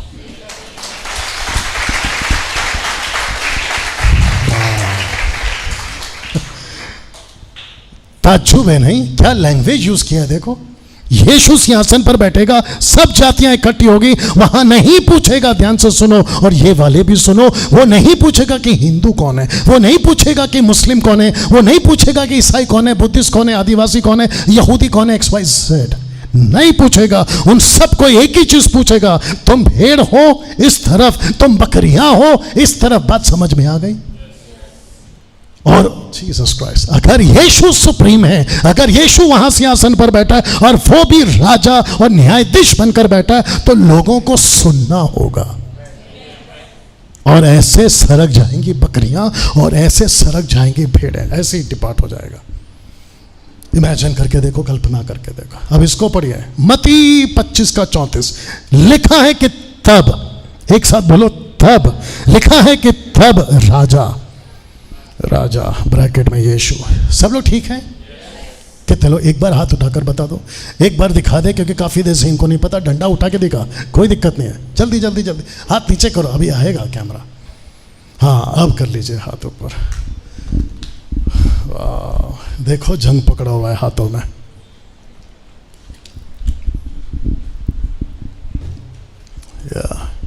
सेम पोजीशन सेट कर देना। मत्ती 25 का 34, सब लोग ठीक? लिखा है कि तब राजा ब्रैकेट में यीशु अपनी दाहिनी ओर वालों से कहेगा, किनसे?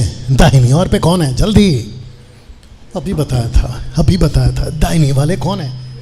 वो कौन है? वही तो पूछ रहा हूं। जिन्होंने यीशु को स्वीकार किया है, कहता है कि दाहिनी ओर वालों से कहेगा, हे मेरे पिता के धन्य लोगों, आओ उस राज्य के अधिकारी हो जाओ जो जगत के आदि से तुम्हारे लिए तैयार किया हुआ। अब इसको पढ़िए, तब वो कहेगा बाईं ओर वालों से, ये कौन है? बकरियां, बट कौन है? अविश्वासी। Very good. लिखा है कि तब वो बाईं ओर वालों से कहेगा, हे श्रापित लोगों। यहां कहता है धन्य लोगों, यहां कहता है श्रापित लोगों। चुनाव अभी करो कि वहां खड़े होकर खुद के लिए श्रापित बुलवाना है या वहां खड़े होकर खुद के लिए। एक छोटा सा एग्जांपल दे दूं। इट्स नॉट एग्जाम्पल बल्कि फैक्ट है ये। सलोमी के लिए मैं काम नहीं आऊंगा और मेरे लिए सलोमी काम नहीं आएगी। यहाँ पे एक जोड़ी बहुत क्या कहते हैं ना, फॉर्म में, सुबह उठते ही साथ में, शाम को आते ही साथ में, जाते साथ में, आते साथ में, खाते साथ में, और अगर मैं घर पे नहीं हूं तो रहते साथ में। ना तो सुमन के लिए काम आएगी सलोमी और ना काम आएगी हटाओ यार, यू अंडरस्टैंड, और ना ही तेरे लिए काम आऊंगा मैं। यहां किसी के लिए कोई काम नहीं आएगा, सबको व्यक्तिगत खड़ा होना होगा। बहुत बड़ी बात बोला मैंने, वापस बोलूं, सबको व्यक्तिगत खड़ा होना होगा। ऐसा हो सकता है कि यहां एक घर से आप लोग निकले थे, एक ही घर के छत से ऐसे 4 निकले थे, लेकिन यह पॉसिबल नहीं है कि जब यीशु आएगा तो उसी घर से 4 को उठाएगा। लेकिन कोई गारंटी नहीं है कि कोई दाहिनी ओर खड़ा रहेगा, कोई बाईं ओर। आप वहां पर नहीं बोल सकते एक्सक्यूज मी यीशु, एक मिनट, मेरा पप्पा उधर खड़ा है, जरा बुला सकते क्या? सट करके आएगा एक, कौन आएगा? एंजल, हाथ में उसकी तलवार होगी और वो भी चमकती हुई, सट करके मारेगा। चुपचाप खड़ा रहे। My goodness. खुरमेया किधर है? खुरमेया पीछे, खुरमेया राइट, हाँ वो वहां पे बोल सकता है। पास्टर अजय दास सर दाई तरफ है, राइट साइड में, मैं लेफ्ट में हूं। हे अजय, हे इधर मेरे को थोड़ा बुला के ले। No chance. अजय खुद सोच रहा होगा तू तेरा देख, मैं मेरा देख रहा हूं इधर। You understand? वहां ऐसा कुछ नहीं चलेगा, सबको व्यक्तिगत अपने लिए खड़ा होना होगा। और उस वक्त पता चलेगा राइट वाले को कि लेफ्ट की कीमत क्या है, और लेफ्ट वाले को पता चलेगा जो से राइट की कीमत क्या है। कैसा लग रहा है? और जिसके चलते दूसरा कुरिन्थियों 5:10 लिखा, अवश्य है कि हम सबका हाल मसीह के न्याय सिंहासन आसन के सामने खुल जाए। हर एक व्यक्ति, ब्रैकेट में सब, अपने अपने भले बुरे कामों का बदला जो उसने देह के द्वारा किए हैं देगा। ये व्यक्ति को आप खुद की जगह पे खड़ा करो, इस व्यक्ति को आप अपने आप को लेकर आओ यहां पर, और जो यहां पे भीड़ है ना लाखों करोड़ों की, उनको खुद की जगह पे रखो। लिखा है प्रेरितों की किताब 24:15, कहता है परमेश्वर से आशा रखता हूं जो वे आप भी रखते हैं कि धर्मी और अधर्मी दोनों का जी उठना होगा। अब इसको पढ़ो, यूहन्ना 5:28 और 29, सब लोग ठीक? लिखा है कि इससे अचंभा मत करो क्योंकि वो समय आता है, जितने कब्रों में है उसका शब्द सुनकर निकलेंगे। जिन्होंने भलाई की है वे जीवन के पुनरुत्थान के लिए जी उठेंगे, जिन्होंने बुराई की है, आगे बोल दो, वे दंड के पुनरुत्थान के लिए जी उठेंगे। प्रश्न है कब?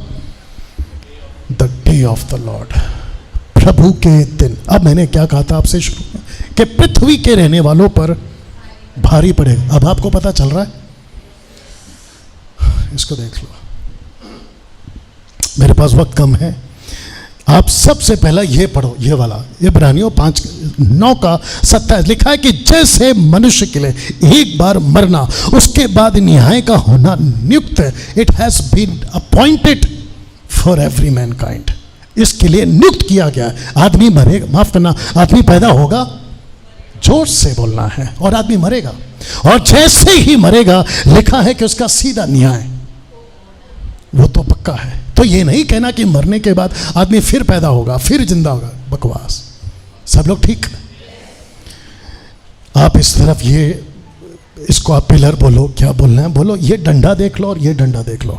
तो जब तक आदमी पैदा होता है, जब तक आदमी जिंदा है, उसको ऐसा लगता है, बहुत सारी किताबें हैं ना, नाम तो नहीं ले सकता, बहुत सारी किताबें, ये रास्ता हमारा है, वो रास्ता हमारा है, तू इधर मत चल, तू उधर मत चल। बेटा सब ठीक है, ये यहाँ का सिस्टम है, लेकिन जैसे ही आदमी मरेगा एक ही रास्ता है।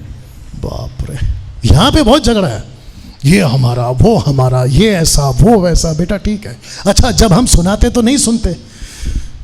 आज थोड़ा टाइम ले जाएगा, बर्दाश्त करेंगे प्लीज। सब लोग ठीक है ना? यहाँ समझाते तो नहीं सुनते, लेकिन यहाँ पर एक ही रहता है। तो आप ये सबसे पहला शब्द को पढ़ लो, इन्फेंट्स, और दूसरा है ट्रू क्रिश्चियंस। तो ये जब मरेंगे तो ये सीधा यहाँ पे, जिसको कहते हैं पैराडाइज। ओके, ये कौन सा पैराडाइज है मैं वो भी बताऊंगा, क्योंकि जो पहला पैराडाइज है वो तो खाली हो चुका है, ठीक है ना, मैं आपको बताऊंगा। तो लिखा है दूसरा नीचे, lost in sin both, lost in sin both. ये बोथ कौन है? Believers and unbeliever. जब ये मरते तो ये कहां जाएंगे? टाटरस। और जो यहां एक बार गया, आगे का बोला करो जल्दी से, जो एक बार यहां गया रीना, वो वापस कभी नहीं लौटेगा। सब लोग ठीक? जो एक बार यहां गया वो वापस कभी नहीं आएगा। इसलिए जब तक जिंदा हो तब तक बचो, डाकू की तरह, डाकू की तरह, राइट वाला नॉट लेफ्ट वाला। उसने कहा मुझे याद करो, बच गया हो। दूसरे ने कहा खुद भी बच, मुझे भी बचा। इसका मतलब है उसको यहां की दुनिया प्यारी थी। सी? तो लिखा है कि जो बच्चे मरते, इन्फेंट्स का मतलब है बच्चे, जो छोटे बच्चे मरते हैं, जिनका होश नहीं है, वो बच्चे स्वर्ग जाएंगे। नहीं, यहां पे बोलना उचित नहीं है। जब हादसे होते हैं ना, बच्चे मरते हैं ना, बट अदर साइड क्या है? बच गए। अगर बड़े होके माँ बाप के रास्ते पे चलते, यू अंडरस्टैंड? तो जो पाप में है, वो चाहे विश्वासी हो या अविश्वासी हो, वो सब यहां पर ना, जैसे ही ये यहां पहुंचते हैं, ये यहां कब तक रहेंगे और ये यहां पर कब तक रहेंगे? कोई बता दो जल्दी से। The day of the Lord तक। और जिस दिन the day of the Lord आ गया, उस दिन पृथ्वी रुक जाएगी, स्टॉप। ओके, नाउ क्या होगा? मैं चाहता हूं कि आप ये लाइन देख लो, ये पिलर देख लो, जो लिखा है कि जजमेंट, उस दिन न्याय होगा। तो यहां वाले पहुंचेंगे, चित्र देख लो और नाम पढ़ लो, हेवन में। और जो यहां वाले होंगे वो सीधा पहुंचेंगे, ये है हेल। और जिसको कहते हैं, ग्रीक वर्ड है गेहेना, गेहेना, गेहेना, नॉट गहना, गेहेना। और जो लिखा है मैथ्यू 25 का 41 में, उस अनंत आग में जाओ, ठीक है ना। नाउ मैं आपके बीच में प्रकाशित वाक्य 20 का 14 रखने जा रहा हूं, जो कि बताता है कि ये दोनों के दोनों में से एक तो पहुंचेंगे यहां और ये पहुंचेंगे यहां, लेकिन दोनों का फैसला यहां हो रहा है। तो लिखा है कि सफेद सिंहासन के सामने मृत्यु और अधलोक भी आग की झील में डाले गए। ये आग की झील तो दूसरी में थे। तो यहां पे कौन कौन डाले गए? एक अधलोक और दूसरा क्या है? मृत्यु। ये दोनों के दोनों कहां डाले गए? लिखा है कि अधलोक, ये है हेडिस, आग की झील में। और इसको कहते हैं द फाइनल हेल, जिसको कहते हैं ना द हेल, जिसको कहते हैं फाइनल जजमेंट। अब आप सोच के देखिए, जो टाटरस में है वो बाहर निकल सकता है? जोर से, इम्पॉसिबल। तो जो यहां पर है वो तो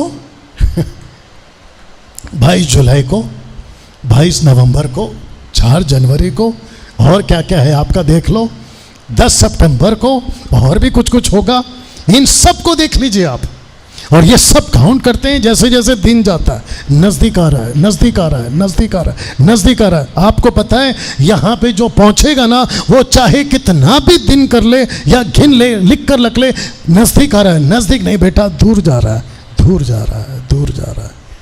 जब कोई पुलिस पकड़ती है तो अंदर जो जेल में है ना, वो एक ही चीज पूछ रहा होता है घर के लोगों को, क्या बेल मिल सकती है, क्या बेल मिल सकती है। सोच के देखो, जो आग की झील में है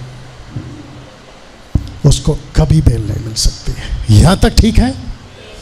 तो कितने लोग हैं जो यहां नहीं जाना चाहते? अभी पूछ रहा हूं, आपको पूछ रहा हूं, सबको पूछ रहा हूं। इतना सुनने के बाद तो कोई भी यहां नहीं जाना चाहता। यीशु का एक चेला था जिसको उल्टा क्रूस पे लटकाया था, और उसका नाम है पतरस। इस व्यक्ति ने एक सलाह दी। आइए सुनते सलाह क्या दी। तो लिखा है कि पतरस की सलाह पूरे मसीह समाज को। आइए पढ़ते का क्या लिखा है। दूसरा पत्र 3:11 लिखा है, तो जबकि ये सब वस्तुएं इस रीति से पिघलने वाली है, तो तुम्हें पवित्र चाल चलन भक्ति में कैसा मनुष्य होना चाहिए, परमेश्वर के उस दिन की बाट, कौन सा दिन, the day of the lord की बाट किस रीति से होना चाहिए, उसके जल्द आने के लिए कैसा यत्न करना चाहिए, जिसके कारण आकाश आग से पिघल जाएंगे, आकाश के गण यानी कि तारे बहुत ही तप्त होकर गल जाएंगे। इसको पढ़िए, पर उसकी प्रतिज्ञा के अनुसार हम एक नए आकाश और नई पृथ्वी की आस देखते हुए जिनमें धार्मिकता वास करेगी। इसलिए हे प्रियो, जबकि तुम इन बातों की आस देखते हो तो यत्न करो कि तुम शांति से उसके सामने निष्कलंक और निर्दोष ठहरो। वाह, किसकी सलाह है? किसकी सलाह है? ये पतरस कौन है? जिसको ये प्रकाशन मिला था कि यीशु हेडीज में जाके आया, और वो कह रहा है कि अगर तुमको यहां नहीं जाना है तो तुमको एक सलाह देता हूं। सलाह क्या है? ये वाली। सब लोग ठीक? सलाह है ये वाली। पहला पत्रस 4:17, क्योंकि वो समय आ पहुंचा है कि पहले परमेश्वर के लोगों का न्याय किया जाए, जबकि न्याय का आरंभ, आगे पढ़ो, हम ही से होगा, तो उनका क्या अंत होगा जो परमेश्वर को नहीं जानते। सब लोग ठीक? यदि धर्मी व्यक्ति ही कठिनता से उद्धार पाएगा तो भक्तिहीन और पापी का क्या ठिकाना। आपको याद होगा कि एक व्यक्ति यीशु के पास आया। मैं वक्त के हिसाब से खत्म करूंगा, चिंता मत करो। सब लोग ठीक है? किसी ने उससे पूछा, यीशु से पूछा, हे प्रभु, क्या उद्धार पाने वाले थोड़े हैं? यीशु ने उससे कहा, सके द्वार से प्रवेश करने का यत्न करो, जिसको कहते हैं नैरो वे। ठीक है ना? अब ऐसा क्यों? क्योंकि मैं तुमसे कहता हूं कि बहुत से प्रवेश करना चाहेंगे, आगे पढ़ो, ना कर सकेंगे। एक साथ पूछो, क्यों? कठिन होगा, रास्ता कठिन होगा, आसान नहीं है। सब लोग ठीक? बात समझ रहे हैं? अब इसको पढ़िए, उद्धार पाने से लेकर मरने तक। ये बहुत पावरफुल है, बहुत ध्यान से सुनना, ठीक है ना? उद्धार पाने से लेकर मरने तक पृथ्वी पर कैसे जीना है, इसका चुनाव आपको करना होगा। आ जाओ वापस, उसके हाथ से बोतल ले ले।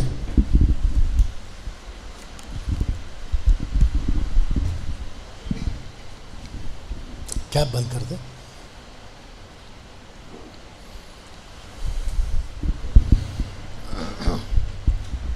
वापस एज यूजुअल। वाह, सब लोग ठीक? मैं फिर पढ़वा देता हूं क्योंकि आपको नहीं दिखेगा, मुझे यहां दिख रहा है। उद्धार पाने से लेके मरने तक पृथ्वी पर कैसे जीना है, उसका चुनाव आपको करना होगा। ओके? ये भी विश्वासी। इसमें फर्क एक ही है। इस व्यक्ति ने पृथ्वी पर कैसे जीऊंगा, इसने तय किया है कि मुझे कितना खाना है, कितना पहनना है, कितना देखना है, कितना सुनना है, कहाँ तक जाना है, कहाँ तक नहीं जाना है, इसने तय किया। और आपको पता है, जब इसका उद्धार, नाटक चल रहा है, जब इसका उद्धार हुआ, एक सोचते 25 साल का था, 25 साल का, और दाऊद के हिसाब से जो कहता है 70-80 तक जिएगा, तो एक काम करते हैं, इसको 75 तक जिंदा रखते हैं इसको। ठीक है? तो 25 से 75 तक पहुंचने के लिए इसको कितने सालों की तैयारी करना है? 25 और 75, कॉमन सेंस 50, बाहर से तेल लाओ। You understand? मैं फ्रेम में हूं। ओके, वापस कहते हैं 25 में उद्धार पाया, इसको मरना है 75 में। ये कितने साल तक का चुनाव कर रहा है? 50। आपके पास आते हैं, इसका भी 25 में उद्धार हुआ, इसको भी मरना है 75 में, लेकिन बंधे ने कोई तैयारी नहीं की। ये जहां नाटक में, ये जहां चाहो, आगे का बोल दिया करो, जाता है, जब चाहो खाता है, जैसा चाहो पहनता है, जो चाहो देखता है। ये भी एक ही चर्च में, इन दोनों का पास्टर एक ही है, बाइबल भी एक ही है, बीच बीच में मुझ जैसा आने वाला बाइबल टीचर भी एक ही है, लेकिन फर्क देखो कितना है। इसने कैलकुलेट किया है कि पृथ्वी पे कैसे जीऊंगा, और इसने कैलकुलेट नहीं किया है कि पृथ्वी पे कैसे जीऊंगा। जल्दी से बैठ जाओ और मैं आपको फिर से बता देता हूं ताकि आपको समझ में आए कि उद्धार पाने से लेकर मरने तक पृथ्वी पर कैसे जीना है। इसका चुनाव आपको करना होगा। अपने चर्च में से कुछ लोग बैकस्लाइड हो गए। जल्दी से बताओ क्यों? जरा चित्र को देख के भी बता सकते हैं आप। You understand? सब लोग समझ रहे हैं मैं क्या बात कर रहा हूं? कुछ चर्च में आए और जिसको कहते हैं ना कि घोड़े पे कोई लगाम नहीं है और बेकाबू, कहते हैं, मैंने कहीं पे कल ही रात को सुना था, कहते हैं कि बच्चा बोलना 2 साल की उम्र में सीख जाता है, लेकिन कैसे बोलना है, कब बोलना है, कहां बोलना है, उसको सीखने के लिए पूरी जिंदगी। You understand? चर्च में आते हैं लेकिन कैसे जीना है ये कैलकुलेट नहीं किया है। तो मेरा प्रश्न ये है, आपका आके भी क्या फायदा, ना आके भी क्या फायदा। कैसा लग रहा है? मसीह बनना काफी नहीं है, आप कैसे मसीह जीवन जीते हैं ये काफी, या इसके ऊपर गौर करना। पड़ोस वाले का कंधा पकड़ो, उसको जोर से पकड़ के हिलाओ नहीं करो, और उसको पूछो भाई बात समझ में आ रही है? अब लास्ट में, मतलब हाँ, सब लोग ठीक? अब बड़ा सवाल। ओके, एक छोटा सा काम करते हैं, सब लोग उठ के फिर बैठ जाओ। ऐसे उठो फिर बैठ जाओ।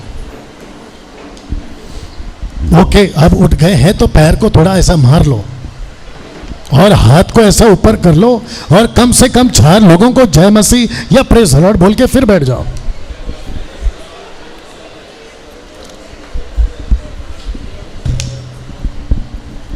या ओके, अब सबसे बड़ा सवाल लिखा है कि अब बड़ा सवाल, सब लोग ठीक? एक बड़ा सवाल, दूसरा पता 3 का 19 के हिसाब से सुसमाचार किसको सुनाया और क्यों? फिर कहता हूं कि सुसमाचार किसको सुनाया, कहां? नरक में, हेडिस में। नरक मतलब बाहर के लोग कहते हैं नरक में, बट यीशु ने नरक वालों को सुसमाचार नहीं सुनाया। एक साथ पूछो क्यों? क्योंकि मरने के बाद सेकंड चांस नहीं है। मरने से पहले सब चांस है, लेकिन मरने के बाद नो चांस। ठीक है ना? तो यीशु ने सुसमाचार किसको सुनाया, क्यों? उसका जवाब है यहां पे, पहला पत्र 4 का 6। आइए इसको पढ़ते हैं। लिखा है क्योंकि मरे हुओं को भी, इसका मतलब क्या है? जीवितों को भी तो मरे हुओं को भी। तो लिखा है कि मरे हुओं को भी ब्रैकेट में कैदी, प्रिजनर्स, आत्माओं को जो हेडिस में है, जो अभी तक बताते आ रहा हूं, और वो कौन है? पैराडाइज। लिखा है कि मरे हुओं को भी, आत्माओं को जो हेडिस में है, सुसमाचार इसीलिए सुनाया गया। जरा शब्द को ध्यान देना कि शरीर में तो मनुष्यों के अनुसार उनका न्याय हो। तेरे भाई का कत्ल क्यों किया? कैन अपने भाई का कत्ल क्यों किया? उसके हिसाब से न्याय। दाऊद को भी पूछेगा हरकत क्यों की, बाकियों को भी पूछेगा ऐसा वैसा क्यों किया, लेकिन कहता है पर आत्मा में वे परमेश्वर के अनुसार जीवित रहे। क्योंकि जो ब्लड था ना जानवरों का, वो पैराडाइज तक पहुंचाने के लिए काफी था, लेकिन पैराडाइज से साथ देना, पैराडाइज से अगर परमेश्वर के पास पहुंचना है तो यीशु का ही लहू काम आएगा।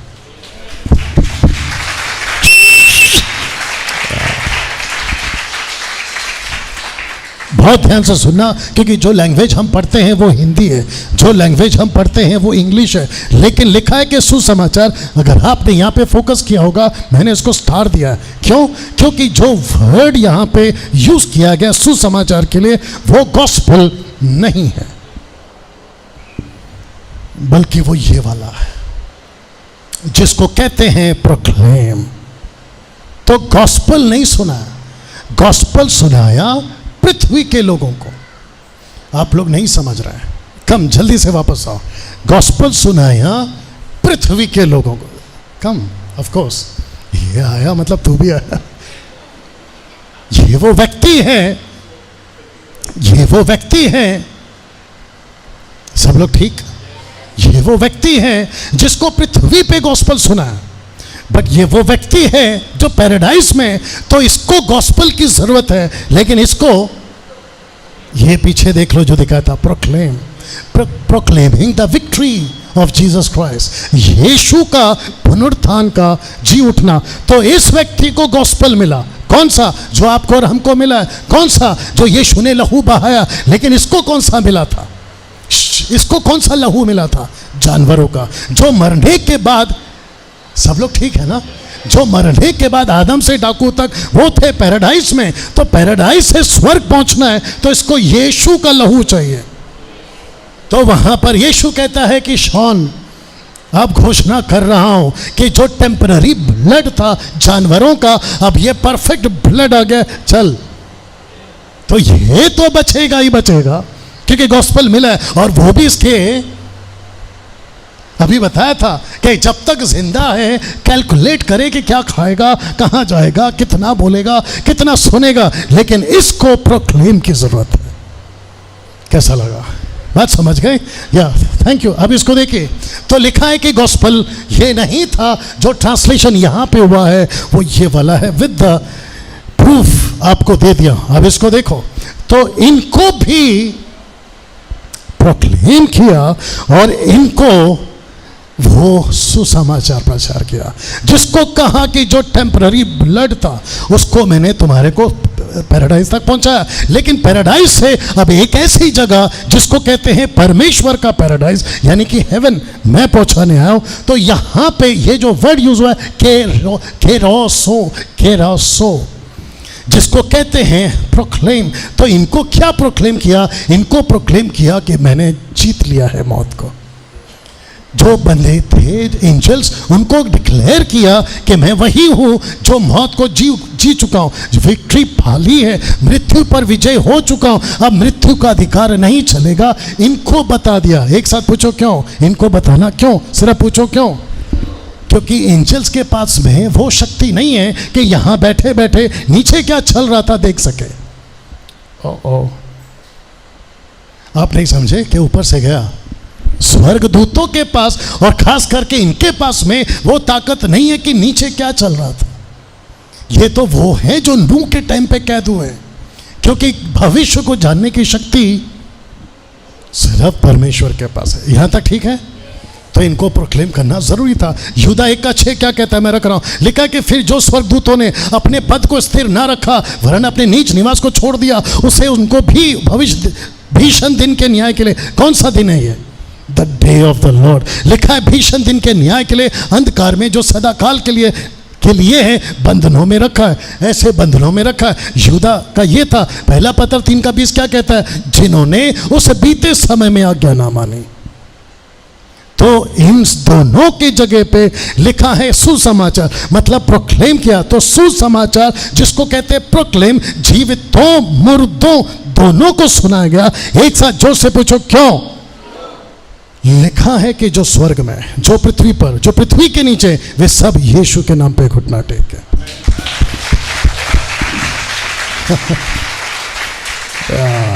इफिसियों 4:8 और 10। सब लोग ठीक है?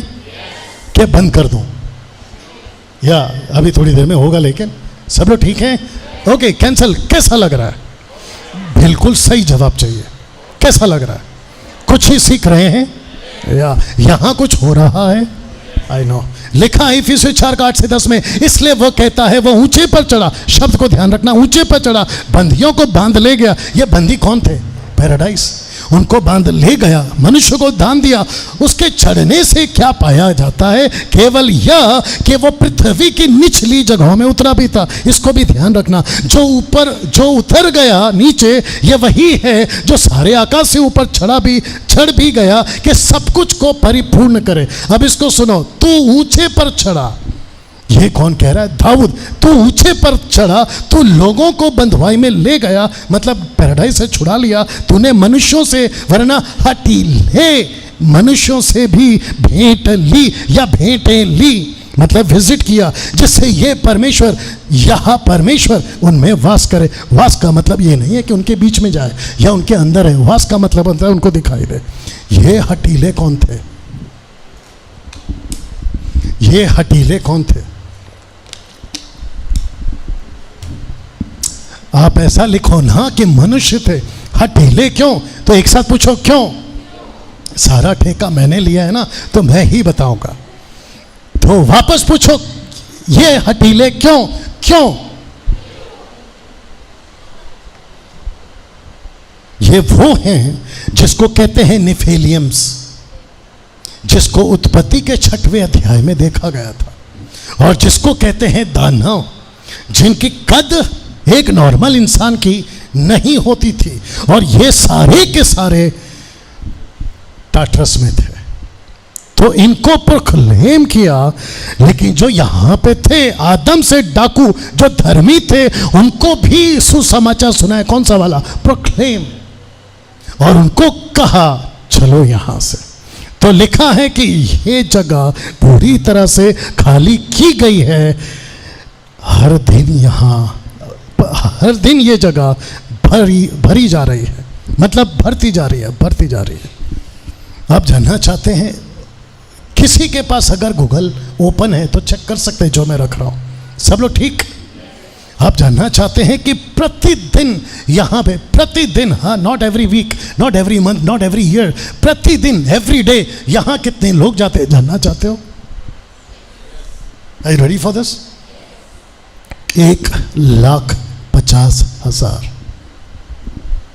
पूरी दुनिया से 1,50,000। आपका भारत किधर है? और सबसे टॉप पे कौन है? चाइना। अकॉर्डिंग टू 2023 कैलकुलेशन के हिसाब से बात कर रहा हूं, तो चाइना में 29, ऑलमोस्ट 30,000 लोग मरते हैं एवरी डे। 26,000 इंडिया में, यूनाइटेड स्टेट में 8,000, बाकी कैलकुलेट देख लेना। नाइजीरिया 7,500, इंडोनेशिया कुछ 6,000, रशिया जो कि ज़्यादा होना चाहिए 5,000, पाकिस्तान 4,500, जापान 4,500, ब्राज़ील कुछ 4,000, जर्मनी 3,000। प्रतिदिन मरते हैं। कहाँ पहुँचते हैं? जोर से टाट्रस। कैसा लग रहा है? मैंने पूछा कैसा लग रहा है? बात समझ में आ रही है? आदम से लेकर डाकू तक सबको परमेश्वर के पास पहुंचाया। कब? उन 3 दिनों में। प्रोक्लेम किया, बोला चलो। प्रोक्लेम किया, बोला चलो। और जिसके लिए लिखा है इफिसियों 4:8 में, वह ऊंचे पर क्रूस पर चढ़ा, बंदियों को बांध ले गया। कैथलिक वालों का एक कॉन्सेप्ट है, कैथलिक वालों का एक कॉन्सेप्ट है कि जो लोग मरते हैं उनको एक प्रकार का टॉर्चर से गुजरना पड़ता है, फिर जीसस आते हैं और उनको लेकर जाते हैं। तो मुझे फेसबुक पे, गूगल में ये फोटो मिला, तो मैंने सोचा कि आपको समझाने के लिए ये जरा ठीक रहेगा। तो आप हैं यीशु, ये सब है पवित्र लोग, और ये वो एंजल्स है जिनको कैद किया गया। तो फोटो दूसरा नहीं मिला, इसलिए रखा हूँ। और साथ ही साथ ये फोटो देख लो कि ये वो हैं जिसको कैद किया गया, और ये वो पवित्र लोग हैं, आदम से लेके डाकू तक। अब एक इंटरेस्टिंग पार्ट, सब लोग ठीक? अभी तक पैराडाइज ऊपर था कि नीचे? अगर आपने गौर किया होगा, मैं आपको कहते आ रहा था ना, इसको ध्यान रखो। पैराडाइज अभी तक डाकू तक नीचे था कि ऊपर? जोर से, पक्का? ओके, सही जवाब। लेकिन जो परमेश्वर का पैराडाइज है वो ऊपर है। ओके। प्रूफ चाहिए। लीजिए, प्रकाशित वाक्य 2:7 विद द ओरिजिनल मैन्युस्क्रिप्ट लिखा है, आपके बिल्कुल ठीक साइड में लिखा है कि जिसके कान हो वह सुन ले कि आत्मा कलीसियाओं से क्या कहती है। जो जय पाए, मैं उसे जीवन के पेड़ में से, जो परमेश्वर के स्वर्गलोक में जिसको कहा गया है पैराडाइज। तो जो पैराडाइज था डाकू तक, वो था नीचे। जो परमेश्वर का पैराडाइज है वो है ऊपर। वाह, आप नहीं समझे। तो जो डाकू तक मरते थे वो उस पैराडाइज में जाते थे, जो डाकू के बाद मरे हैं वो सब ऊपर। तो जब कल को आप मरोगे, जो कि मैं नहीं चाहता, लेकिन कहीं ना कहीं वजह से अगर आप मर गए तो आप नीचे की तरफ नहीं जाओगे, ऊपर की तरफ जाओगे। ओके, सपोर्टिव स्क्रिप्चर दे दो, सपोर्टिव स्क्रिप्चर लीजिए, जो कि मैंने आपको स्पॉट करने के लिए दिया, इसको आप लोग देख लीजिएगा। पैराडाइज, पौलुस क्या कहता है आफ्टर दैट पैराडाइज, 2 कुरिन्थियों 12:2-4 कहता है, मैं मसीह में एक मनुष्य को जानता हूँ, 14 वर्ष हुए कि ना जाने दह सहित ना जाने दह रहित, परमेश्वर जानता है, ऐसा मनुष्य 30 से स्वर्ग पर उठा लिया गया। मैं ऐसे मनुष्य को जानता हूँ, ना जाने दह सहित ना जाने दह रहित, मतलब जिंदा था कि मर गया मालूम नहीं, परमेश्वर ही जानता है कि स्वर्ग लोक पर उठा लिया गया। स्वर्ग लोक, तो परमेश्वर के 30वें स्वर्ग को ये परमेश्वर का स्वर्ग लोक कहता है, और ये दोनों का ट्रांसलेशन आपके बीच में रख दिया। ये है हेवन और ये है पैराडाइज, जो कि नीचे नहीं ऊपर है। आदम से डाकू तक पैराडाइज था नीचे, और इसका प्रूफ दे रहा हूं। याकूब को जब पता चला अब्राहम का बेटा इसहाक, इसहाक का बेटा याकूब, याकूब का एक बेटा जोसेफ, जब पता चला जो कि जिंदा था कि वो मर गया, तो याकूब ने कहा था, कहता है मैं अधलोक में उतर जाऊंगा। तो वचन को पढ़िए 37 का 35 में, और वह यही कहता रहा, मैं तो विलाप करता हुआ अपने पुत्र के पास अधलोक में उतर जाऊंगा। उतर जाऊंगा, कहाँ उतर जाऊंगा? नीचे। तो फिर से कह रहा हूं कि आदम से लेकर डाकू तक पैराडाइज कहां था? अब इसको पढ़िए, प्रकाशित वाक्य 14 का 13, और मैंने प्रकाशित वाक्य 14 का 13, रेवलेशन 14:13 कहता है, मैंने स्वर्ग से ये शब्द सुना, लिख कि जो मुर्दे प्रभु में अब कॉन्टेक्स्ट में मरते हैं, अब से धन्य है। आत्मा कहता है हाँ, क्योंकि वे अपने परिश्रम से विश्राम पाएंगे उनके कार्य के अनुसार, या उनका कार्य उनके साथ हो जाएगा। और जॉन ने क्या देखा? स्वर्ग में द्वार खुला है। आप ये पढ़ सकते हैं, स्वर्ग में द्वार खुला है। तो जो विश्वासी मरते हैं वो कहाँ जाते हैं? पैराडाइज, ऊपर का पैराडाइज, नॉट हेवन, क्योंकि हेवन जाएंगे the day of the Lord के टाइम पे। लेकिन जो अविश्वासी मरते हैं वो कहाँ जाएंगे? कहाँ है वो? नीचे। नाम क्या है? और जो वहां गया वापस नहीं आ सकता। वहां पड़े पड़े दिलीप, वहां पड़े पड़े आपको यहां की जीवन बहुत याद आएगी। अगर चले गए तो जो यहाँ पे लगता है ना कि उसने मेरे ईगो को हट किया, उसने मेरी बुराई की, उसने मेरे पीठ पीछे ऐसा बोला, आपको वहाँ ये सब मायने नहीं रखेगा। बाप रे, ये अंत में तो आ गया हूँ, आपकी तसल्ली के लिए रख रहा हूँ, लेकिन इसको बोल के ख़त्म करता हूँ। सब लोग ठीक है? जितना हो सकता है 50 साल जियोगे आप, कैलकुलेट किया था ना यहाँ पे 50 साल। ये 50 साल अगर आपने कैलकुलेट नहीं किया अपने लिए, गई भैंस पानी में। यहां पति से झगड़ रहा है, पत्नी से झगड़ रहा है, माँ बाप से झगड़ रहा है, बच्चे से झगड़ रहा है, पास्टर से झगड़ रहा है, चर्च से झगड़ रहा है, सड़क पे झगड़ रहा है, पार्किंग पे झगड़ रहा है, लिफ्टमैन, वॉचमैन, दूध वाला, पता नहीं कौन कौन वाला। वहां कोई काम नहीं आएगा। वहां पड़े पड़े ऐसा लगेगा अगर काश 50 साल, मेरा हाथ ऐसे करके देख लो, कैलकुलेट किया होता, अगर 50 साल को मैंने प्लान करके जिया होता, मैं यहां कभी नहीं पहुंचता। यहां तक ठीक है? आ गया अंत। खुश? आ रहा हूं। अब अंत में एक बात, इन 3 घटनाओं को समझिए। कौन सी घटना? नंबर 1 लिखा है 2 पता 2 का 4, क्योंकि जब परमेश्वर ने उन स्वर्गदूतों को जिन्होंने पाप किया नहीं छोड़ा, बोल सकते हैं जोर से, नहीं छोड़ा, पर नरक में, हेडिस में, टाटरस में भेजकर अंधेरे कुंडों में डाल दिया ताकि न्याय के दिन बंदी रहे। तो लिखा है नहीं छोड़ा, फिर से बोलो, नहीं छोड़ा। दूसरा लिखा है नूह के वक्त में प्रथम युग के संसार को भी जोर से नहीं छोड़ा, वरना नरक में, वरना भक्तिहीन संसार पर महाजल भेजकर धर्म के प्रचारक नूह समेत 8 व्यक्तियों को बचा लिया। तो यहाँ पे भी जोर से नहीं छोड़ा, यहाँ पे भी नहीं छोड़ा। अब इसको देखो, सदोम और अमोरा, दूसरा पत्र 2:6, सदोम और अमोरा के नगरों को विनाश का ऐसा दंड दिया, उन्हें भस्म करके राख में मिला दिया, ताकि वे आने वाले भक्तिहीन लोगों की शिक्षा के लिए दृष्टांत बने। तो इसको जोर से नहीं छोड़ा, इसको नहीं छोड़ा, इसको भी नहीं छोड़ा। तीनों का फैसला तुरंत किया। लिखा है इन तीनों घटनाओं का तुरंत फैसला कर दिया। तो आज क्यों रुका हुआ है? आप नहीं समझे? तब की तुलना में तो पाप आज ज्यादा है।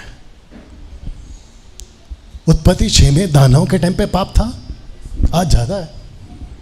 नूह के टाइम पे पाप था, आज ज्यादा है। सदोम और गमोरा के टाइम पे पाप था, जोर से, आज ज्यादा है। तो फिर प्रश्न उठता है, ये रुका हुआ क्यों है?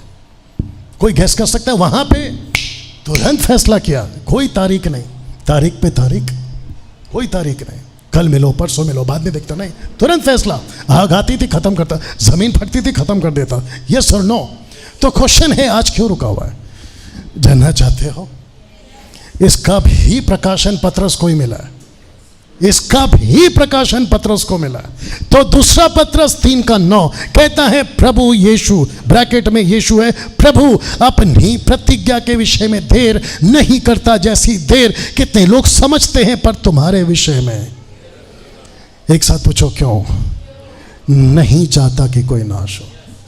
वाह नहीं चाहता कि कोई नाश हो, वरना यह है कि सबको, ब्रैकेट में हर जाति को, मन फिराव का मौका मिले। काश यीशु और 30-40 साल तक ना आए, और 500 साल तक ना आए।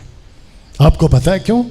क्योंकि आपके जो लोग हैं ना अभी तक, जिनका उद्धार नहीं हुआ है, उनका उद्धार हो जाए।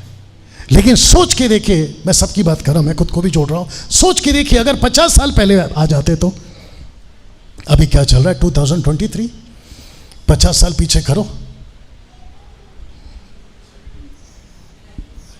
19वीं सदी में आ जाते तो, 19वीं, अरे 19 में आ जाते तो आपका मेरा उद्धार होता।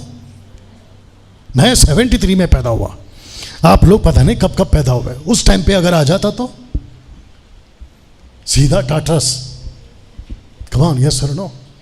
प्रेज गॉड कि वो अभी तक नहीं आया।